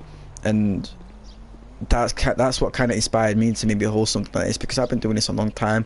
6 years is a long time. I know a lot of people have been doing this a long time, and definitely just want to kind of have people throw their insights out there, man, and, you know, just to help people, man, just to inspire people, you know. That's really what I want to do with it. I have a bunch of people from op clubs who I have great relationships with, definitely, who you are in games is nothing about who you are as a person in real life. Definitely, bro. I mean, I know some jet pilots who I don't associate with, but, you know, like, if they don't shoot me, I don't have a problem with them. They can always be good people. There's people that just take photos with clubs. They're not even in a club. They just take photos with clubs and stuff like that and just hang out with them. Do you know what I mean? It's not always about you have to walk a patch to always hang out with different people. It's not about that. But obviously when it's club business has to come first. I'm not going to name names, but certain people are not honest when where they came from. Definitely, man. Like, in this stream, I'm definitely being honest, man. Like, I never say, oh, I've always been in Covenant loyal, because no, Covenant, everyone knows in the community, Covenant hasn't always stayed up. Definitely not. But I can reassure people I'm never taking this patch off again. Do you know what I mean? It's just that type of thing. You got to learn. Everything's a learning curve, man. And I'm not gonna lie, it took me a long time to realize that what I was doing was wrong, you know. But at the end of the day, I just wanted to fit into somewhere, and when I did, and it shut down, nothing felt the same. So it really depends, man. But there's always clubs out there that are there for people that want to get into something now, and you know, you can actually build good relationships and friendships with, definitely. Salutes to Dirty. I personally like what he's been doing in the MCC. Definitely, man. Definitely. It's big things what he's been doing, man. He's been putting in mad work. Also, I think he's just got Los Santos president for Reaper Lord, so congrats to him. Stan Mazzanti. Some people judge a club by how it's shown rather than joining and seeing how it's about. Definitely, man. A lot, like, for example, when I was in RR at the time, a lot of people judged it because it was just, they thought it was a shooting club. When I joined it the first time, definitely wasn't the case. It was more than a club. There was loads of people involved, and that's what kind of drew me to them. I was in a lobby one day repping no tags. They came up to me all in formation, and they just brawled me and rode away. I was like, I'm applying. I applied straight away. It depends, man. It's just one of those things. And like Scott says here, it's not a mistake if you learn from it. I don't regret being what I used to be. I used to be a cool over. I used to do all this other shit. I used to talk smack, but once you learn from it, man, people will kind of respect you for that. They'll be like, you know, he's turned over a new leaf, man, and, you know, best of luck for the future. I always want to help people out, and that's what I kind of want to do. I just feel like there's a lot of people here that have been doing this a long time. They've earned their stripes, and I kind of want to set up something that can put a voice out there for people that can, like I said, not fix the community, because there's no fixing it, but just to make people, like, just to have that guidance, to reassure them what they want. Even if we have the advice there, the speech there, and they have everything they need on the video, it's their choice what they want to do, but definitely will help someone one day. Let me check my questions, actually. Let me see here. I'm about to finish up here in a minute. But before I do, I just want to say, man, everyone that's tuned in, I do appreciate it. I know it was kind of rushed last minute, but I kind of just wanted to get the introduction done. I wasn't really expecting anyone to actually join the stream, so it's just going to be on YouTube waiting there for people to kind of like listen to and maybe talk about in the future as well. Despite my bad blood with Reaper's Reach, with my first club, that shit was intense as hell. Definitely. A lot of the teachings I got from all these clubs have kind of implemented and molded into its own way. Do you know what I mean? And I make new ways now. You know, it's just like you always learn from things, man. And then, you know, like I said, I think Blaze was like, "Oh, we all know you came from RR," and I was like, "RR was a good memory, but time to make new ones." Do you know what I'm saying? So, always down for positive vibes, man. But once you find a club that that matches the ideals that you also have, that's where you will be for the long haul. Sometimes you have to hop. I'm just gonna say a milestone, but definitely, man. Like, for example, like I actually watched the Red Menaces in the cut series very late. I watched it like a couple weeks after. I didn't actually knew they were actually having a in the cut series.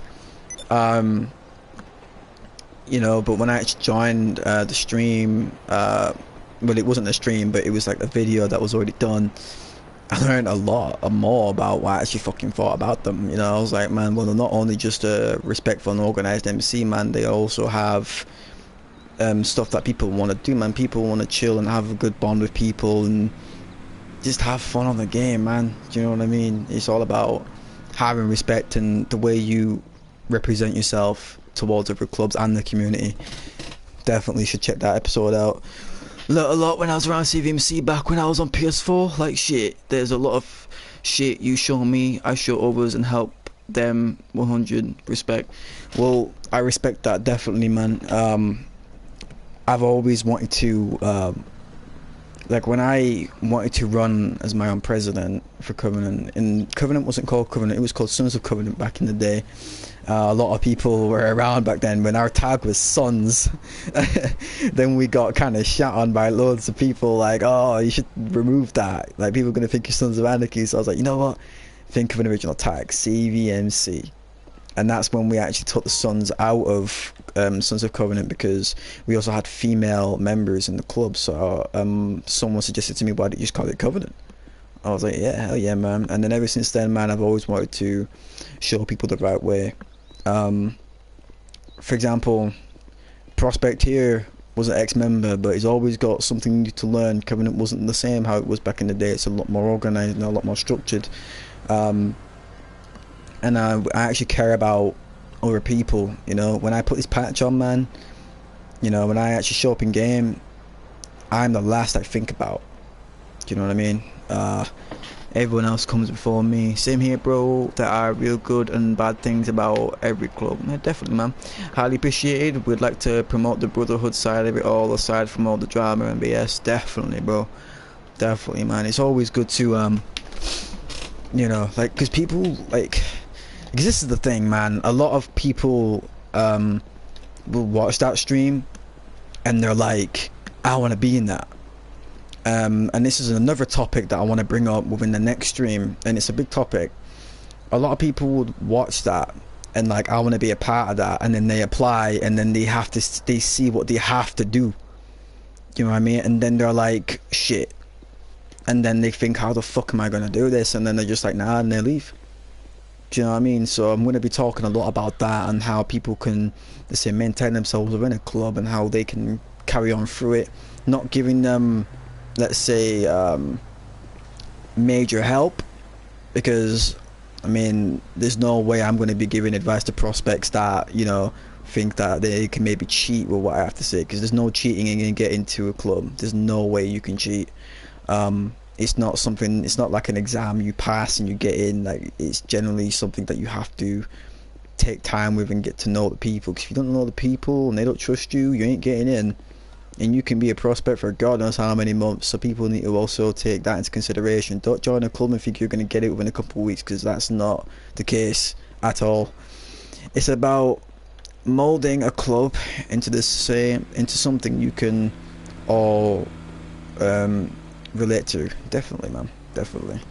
Like I said, everyone's looking for something different, man. And there's loads of clubs out there that people can, you know, what is it? God damn it, man. there's a load of clubs out there that people may relate to. Like, I might join a club, and I've done it. I've joined a club, and I'm like, this ain't for me. And I've joined another club, and I'm like, you know what, this feels right. And I've stuck it through, and I got my patch. That's just how it is, you know. Not every club's for everyone. But it's the way some people go about it as well. Some people just leave out of nowhere, and they don't explain to the club, like, this isn't for me. When every time someone joins, I say, if you ever want to leave, man, you let me know. There's no hard feelings.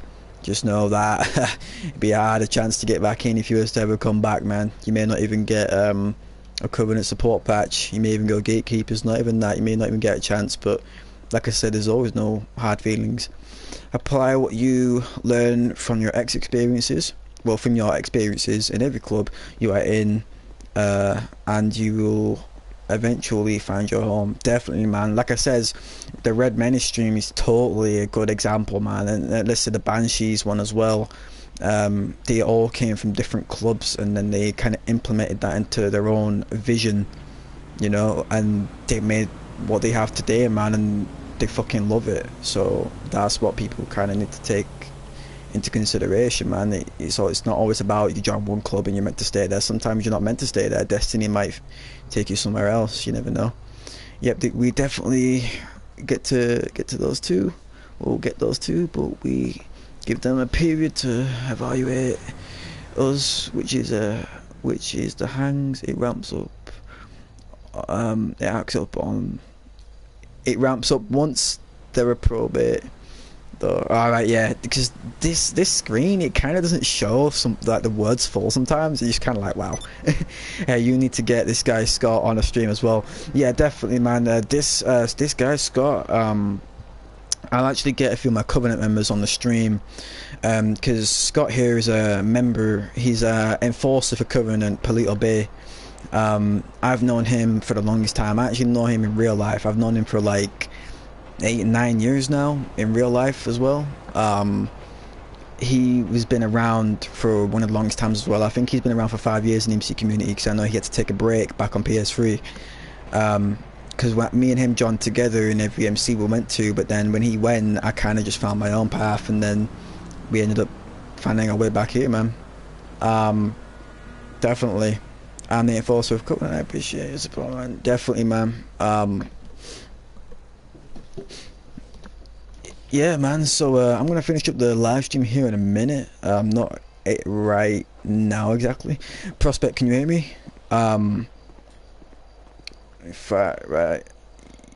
Nah, stand post actually. I won't make you do that yet. Yeah, man. So I'm gonna finish up here in a minute. But for those who did tune in, man, I do really appreciate you guys tuning in. So let me see. Minister J, Mr. J, I keep calling you Minister, for fuck's sake. Scott's IG is Covenant_Ghost. It should be in the tag list, actually. I think he's on private. He doesn't really allow many people to follow him, but yeah, man, definitely follow him.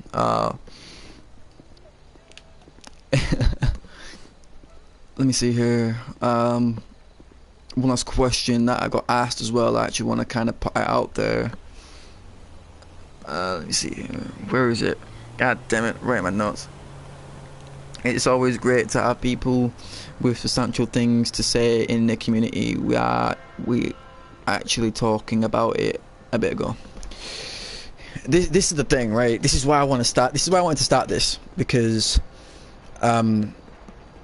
respect to you all, love sitting here discussing club shit. Respect to you as well, Stan. Minister J. The sinister Minister J. Nah, sinister, the minister, all the way to the ginister. Nah, I'm joking. Trying to freestyle rap. Can't talk about that. Definitely it's Stan. Yeah. If this is a Stan that I actually used to talk to, he was an actual member of Covenant as well. If this is the right Stan, I think I'm talking about. It is the right Stan. Yeah, it is. He's the right Stan. In fact, Stan, contact me on IG as well, actually, because I need to discuss something with you. Also, what was I saying about the stream? No, it was something else. Yeah, I was about to end it. Now there's a question. There was one more question I want to read out. They specifically told me to actually ask this question. Actually, oh yeah. Also, what I wanted to say as well. This is why I wanted to kind of what is it? Start up the stream, because like, yeah, a lot of people will tune into this kind of stream. Remember, like, this is boring as fuck, but it's not really fun. It's to actually, it's like, it's kind of like politics, but it's not politics. It's just kind of like people giving in their ideas, their visions, and just, you know, people having an open mind to knowing what they want to maybe better themselves. People might already be a member of their club, you know, but there's always something you can learn, and, you know, stuff like that. Stan, look, how you gonna name yourself after damn gun when you have a man, but Stan, listen, man, yo, Scott's firing shots. Scott's sending shots, bro. Stan, get a PS4 again, man. We gotta kick it. You said you was gonna get one. My man Scott here is sending out shots. There's gonna be a freestyle. Yo, definitely at our next event there's gonna have to be a rap battle. God damn, man, that shit would be funny as hell. Alright, this question. God damn it, I need to get to this question now. I always keep reading out people's discussions on the right side. Let me see here. Okay.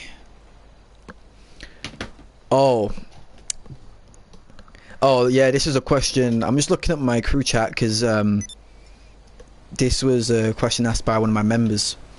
Because he asked, back in 2013, 14, 15, members, no, what did he say? Clubs used to have clubhouses outside before the biker DLC, and many of the locations were very original, not just based in Polito, but kind of off-grid, not really recognised. Nowadays, since the MC community has been dropped, people have clubhouses, if I read that right. People have clubhouses and always do sit-downs within their clubhouses, which is also cool because it's professional and organised and structured. But also, what is it here? I can't read this. Wait, what does it say? Oh, okay. Yeah, so people have clubhouses, so it's organised, structured and organised. Whatever that says. And it says, the main question is, why don't people have sit-downs outside anymore? I.e. clubs to another club, stuff like that. Oh, okay. So basically what he's asking is why don't people meet outside of a clubhouse anymore? Why don't people do churches outside or stuff like that? Or why don't they actually like have a ceasefire meeting, or maybe just an introduction? Because some MCs do have introduction meetings as well, just to introduce themselves, stuff like that. Let them know that they're around the corner if they're territory, that they're not in their territory, but they're around the block, stuff like that. It's a good question, to be fair, because I was actually going to say this. Yeah, we were talking about that the other day, Scott, exactly, because where the Covenant runs now, if someone was to have a sit down with us, if they wanted to talk to us, let's say if we were shooting at a club and they want to have a ceasefire, we would definitely have set locations around the map that we would go to, and they would ride to us, because what it shows is, if they're going to pull up and they all have their guns out and stuff like that and seem hostile, we know. You can tell how people are in game, like, because people nowadays, when they sit down, they kind of just invite to a clubhouse, which is also cool if it's a very organized sit down, or if something just needs to be addressed because it's kind of heated, you know. But I think sit downs outside are pretty cool, in the sense of, like, if you're just having to discuss something or show your face, having it outside back in the day was kind of just like, you know, because people who did hosted the event or hosted the sit down, because they were the ones asked, they'd maybe have prospects on guard, stuff like that, and have all the patches that say somewhere. Those people pull up and the way they are about a situation, they can tell in game. And if stuff kicks off, like there's always a possibility stuff can kick off, and it's just kind of more of a, it's more like a trust thing. If you show up and you're very respectful outside at the clubhouse, nothing kicks off, no weapons are pulled, it just kind of builds more trust, you know, because you kind of see how they approach themselves in game, the way they walk, the way they run around in game. They're not doing donuts all the time, they're just trying to invite, they're dressed correctly, stuff like that, you know. Because there are too many clubs out there that you can't trust, and they would just set you up. Exactly, but at the same time, man, a lot of people could say, with the whole trust thing, why would you, let's say for example, like if someone, let's say that we shot like a KOS, wanted to have a ceasefire meeting, so they wanted to stop shooting, we would set a location, but we would stand at a very fair distance. They wouldn't even get close to us. We would tell them to stand over there. Do you know what I mean? Like at a fair distance away from us, and then we'd talk like that. If any guns are pulled and it kicks off, it kicks off. But that's what it's about. It's not really about getting set up. If you get set up ready, it's not really, because people kind of, if we invite you to sit down at our table, it shows us you are all about, you're about talking with you. You will not get a clubhouse invite if we, yeah, exactly, man. So for example, like Mr. J here said and stated, if you're not trusted, you ain't gonna get a clubhouse invite. You can get fucked. Do you know what I mean? You won't even be welcome at the clubhouse. Not even on their lot. not even on their block. You're self-lows, you can get fucked. Do you know what I mean? It's just that type of thing, man. If you're not trusted, it's just like a trust thing. That's why those kind of things are pretty cool to have, but I do understand the reason why people don't do it anymore. You know what I mean? It's more safe. People want to protect their members, not get them set up. So it's kind of a good topic to kind of talk about. I could kind of talk about it for ages. Professionalism is key, and always respecting and appreciated. Definitely, man. Real recognize real. That quote is very real. Very real, man. Real recognize real, man. If you conduct yourself in a very certain way, no matter if people kind of give you props then and there, it is very recognized. Like, people take note of that. And word does go around, man. You'd be surprised how fast your name can kind of get passed around this community. Like, yo, this club's very organized, man. I suggest you kind of, if you're going to sit down with them, you know, just kind of don't want you, just watch your back, you know, like, conduct yourself in a certain way. Don't take them, you know, take them seriously. Want to be friendly towards you, or we will have you set in a place where if something happens, we can respond appropriately. Definitely, man. It's technically like you're planning. It's like security, man. You want to come to, let's say, a meeting with a club, man. Don't expect the meeting to be, you know, ran by you. You ain't running shit. You know, if you go to a meeting, man, expect their club to have guns out. Expect all that stuff. Because if you pull any shit, man, that's it. It's over with. But if you make it to sit at our table, everything is cool, and we trust the person and their presence. Definitely, man. Definitely, it's a big thing, man, and that's kind of, it's a very big topic to kind of talk about. I'm definitely gonna have to bring this topic up again in another stream, because honestly, like, a lot of people have a different perspectives, like just different ways of talking about this, man. It's just very interesting to kind of, you know, talk about and look at. A lot of people don't really talk about the small things, man. It's the small things that count. A lot of people don't care about the small things no more. And you know, a lot of the good clubs that I recognize, man, I you know, give them respect for that, because they're generally very, or you back them up in a fight, it goes a long way. You know what I mean? It's not just about you back them up in a fight or you give them a shout out on IG. Generally, if you have general respect for them, they will know. Do you know what I mean? When someone pulled a gun, yeah, for example, man, like, we was at an event not so long ago. I'm not going to name the club. That's not what I'm here to do. But a club had a gun out.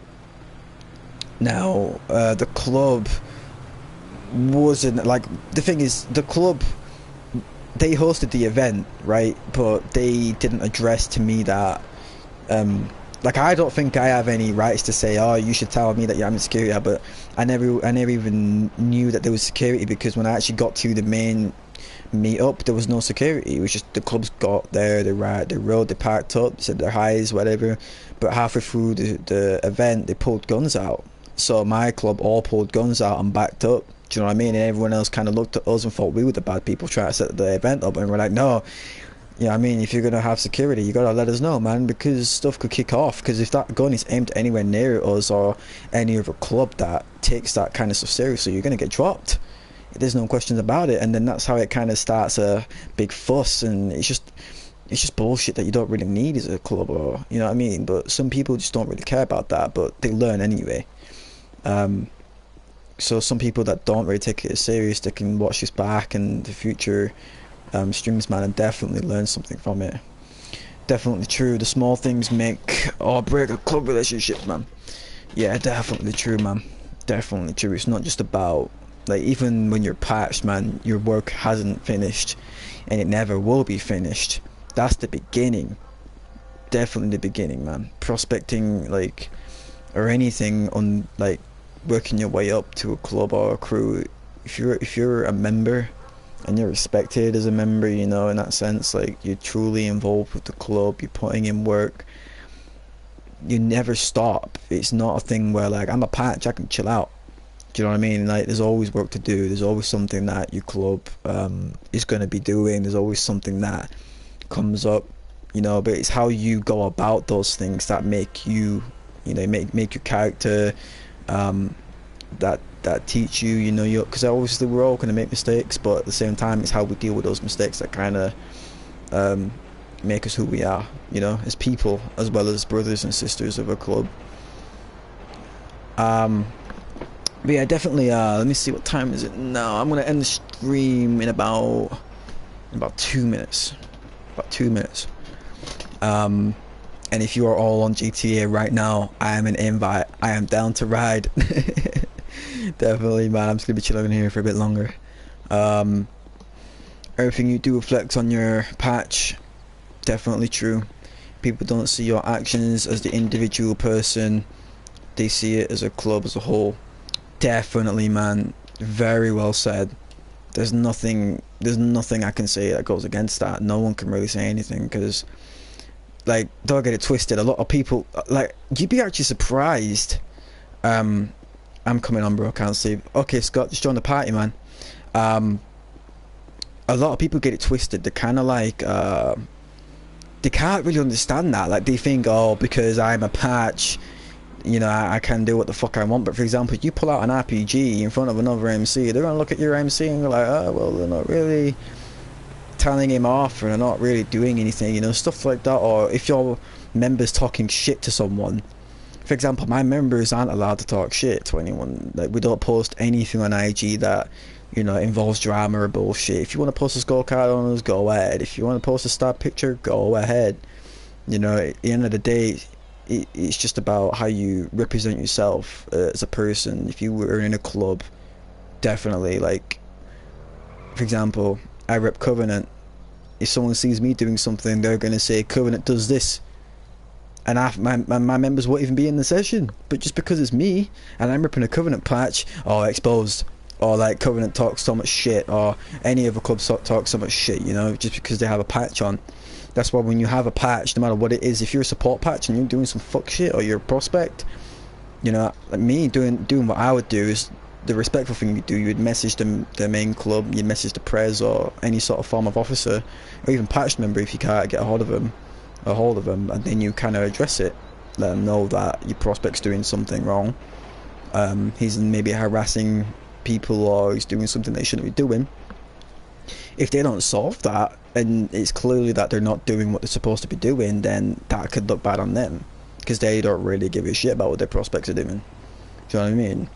So everything you do really does determine how your club turns out. Definitely, man. That's why you got people, like, very organized clubs, they take caution, should I say. Like, the process isn't easy, because if you're going to hold that patch, you're not just representing it for yourself, you're representing everyone that's holding the same thing as you are. You know, you're the last person you fucking think about in the club, man. Definitely. you as a character represent that patch, so whatever mindset you have or attitude that will resolve around your patch and your brothers and sisters. Definitely, man. Well stated, man. Like I said, a lot of people just get it twisted. Oh yeah, I'm a patch member, so I can talk and do what the fuck I want. But that's why they wear the patch. They don't rock a patch for themselves. Otherwise, it wouldn't be a motorcycle club. It wouldn't be an MC. You'd just be a person riding a bike. I agree with you. I'm in the stream right now. I accidentally slid onto that shotgun. I'm at end the stream now, man. For those people that did come out and actually tuned in, I really appreciate it. Definitely look out coming up in the next few weeks. So if anyone has any questions, man, drop me a DM. IG is a covenant underscore mayhem, or you can drop me a question on PlayStation 2. It's a question that really could be good talking about. I'll definitely have you on the stream, and definitely have some other people on the stream as well talking about that certain topic, man. Because I know a lot of people have questions that they don't. We'll be looking forward to the next one. Thanks for having me. Anytime, man. Always appreciate it from you guys. Shout out to Red Menace, man. Definitely. And yeah, shout out to everyone else that came out, man. I'm gonna have to invite my enforcer to the party. One last question: what do you think about lone biker patches? God damn. Let's just say, when I've not worn a patch, and I'm not in a club, I never wore a lone biker patch. If you're gonna put any sort of form of patch or rocker on your back, you know, it has to be something that, it has to be an MC, something that's established. It can't be something that lone biker patch, because even in real life, man, some lone biker patches, man, can get it is a tough one, Mr. J. Like, honestly, it's a hard question, because like on the game, because obviously, for example, if you're an OG, or if you're someone that takes pride in certain things, like you've earned your stripes and you're not in a club no more, you might want to put something on your back to represent what you've accomplished. Maybe, you know, some people might want to do that. They might want to show, like, I was in this club and I put this on my patch because that shows what I've done, you know, and I'm proud of that. Me personally, I don't, because that's just what I want to do. I don't really want to rock a lone biker patch. I'd rather just wear no patch. I just want to represent the club that I'm a part of. But I've seen some lone biker patches, man, and they're very interesting. Some people have, a lot of people just have their name and then an image, and it just says lone biker. But I've seen, like, lone biker patches where people have asked permission off their old clubs to put their rocker on their clubs, which I don't really know if that's a good idea. I don't really think it is, but it's still interesting, like, because they're like, well, some people actually don't even have the rocker. They have, like, something that represents, let's say some people have, like, their centerpiece, like, really small somewhere on their cut, and then a couple other different things on it as well. But it's all still makes you a target. Best to go out the patch. Exactly. And that's why I don't wear one. Because even in real life, man, you wear a lone biker patch. Some lone biker patches are, like, I think in real life they call it lone wolf, man. I know some MCs are very serious about that stuff, and they will take it off you, and you'll be lucky if you don't get a beat down. Same goes with the club, man. You shouldn't rock a patch if you haven't earned it. Do you know what I mean? It's like, for example, let's say if someone asked me, can I rock the Covenant Reaper on my lone biker patch because I was a member, I'd say, fuck no. You're not a member anymore. I don't care how long you've been in here or what you've done here. You're not here no more. Do you know what I mean? That's the way I see it. So, definitely, like, people do rock lone biker patches, you know. I personally don't shoot them, but I personally don't like that. That's just what I think, but definitely something we could bring up in the future as well, man. There's a lot of stuff we could talk about, because a lot of people have different perspectives and stuff like that on that. Because I do see a lot of lone biker patches, plus their actions could resolve to MC. Yeah, lone wolf is usually people who have been kicked out of the MC. Yeah, exactly. Like, think of it this way, man. I've seen people with lone biker patches and they have like 0%. Like, I'm sorry, but this 0% shit needs to stop. Like, that's another topic I'm going to bring up in the future. Definitely something to talk about. But a lot of people will have like 99% on their loan biker patches. It's like, well, don't call yourself a biker if you don't have respect for the bikers that are actually putting in work and time into their club. Do you know what I mean? It's a serious thing. Even though it's a video game, a lot of people, you know, like, so there's a lot of people in this game that actually do the real thing, and they actually play it a certain way, and that's how they implement the rules and bylaws and stuff like that. So yeah, definitely something, man. I'm gonna write that down. Actually, I'm gonna bring that up in the future, because that's something that could really be talked about. But yeah, man, I'm gonna have to end the stream. Thanks for everyone coming out, man. Episode 2 of the MC Community Code might take place within the next week or 2 weeks. It'll be no more than that, I assure you. Next week, I'm possibly gonna have one of my members on the stream, and then the one after that I'm gonna get someone else on the stream, and that's gonna be a surprise. They're just gonna show up in party. So yeah, definitely, if you guys have any questions, just let me know. Just drop me a DM, like I said, on the Covenant IG. You were ending 10 minutes 10 minutes ago.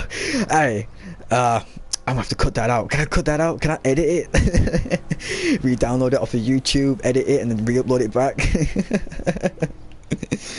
But yeah, I'm gonna have to end the stream right now. I'm gonna stick to my word this time. Alright, end the stream in 10, 9, 8, 7, 6, 5, 4, 3, 2, 1. Broadcast settings, and there we go.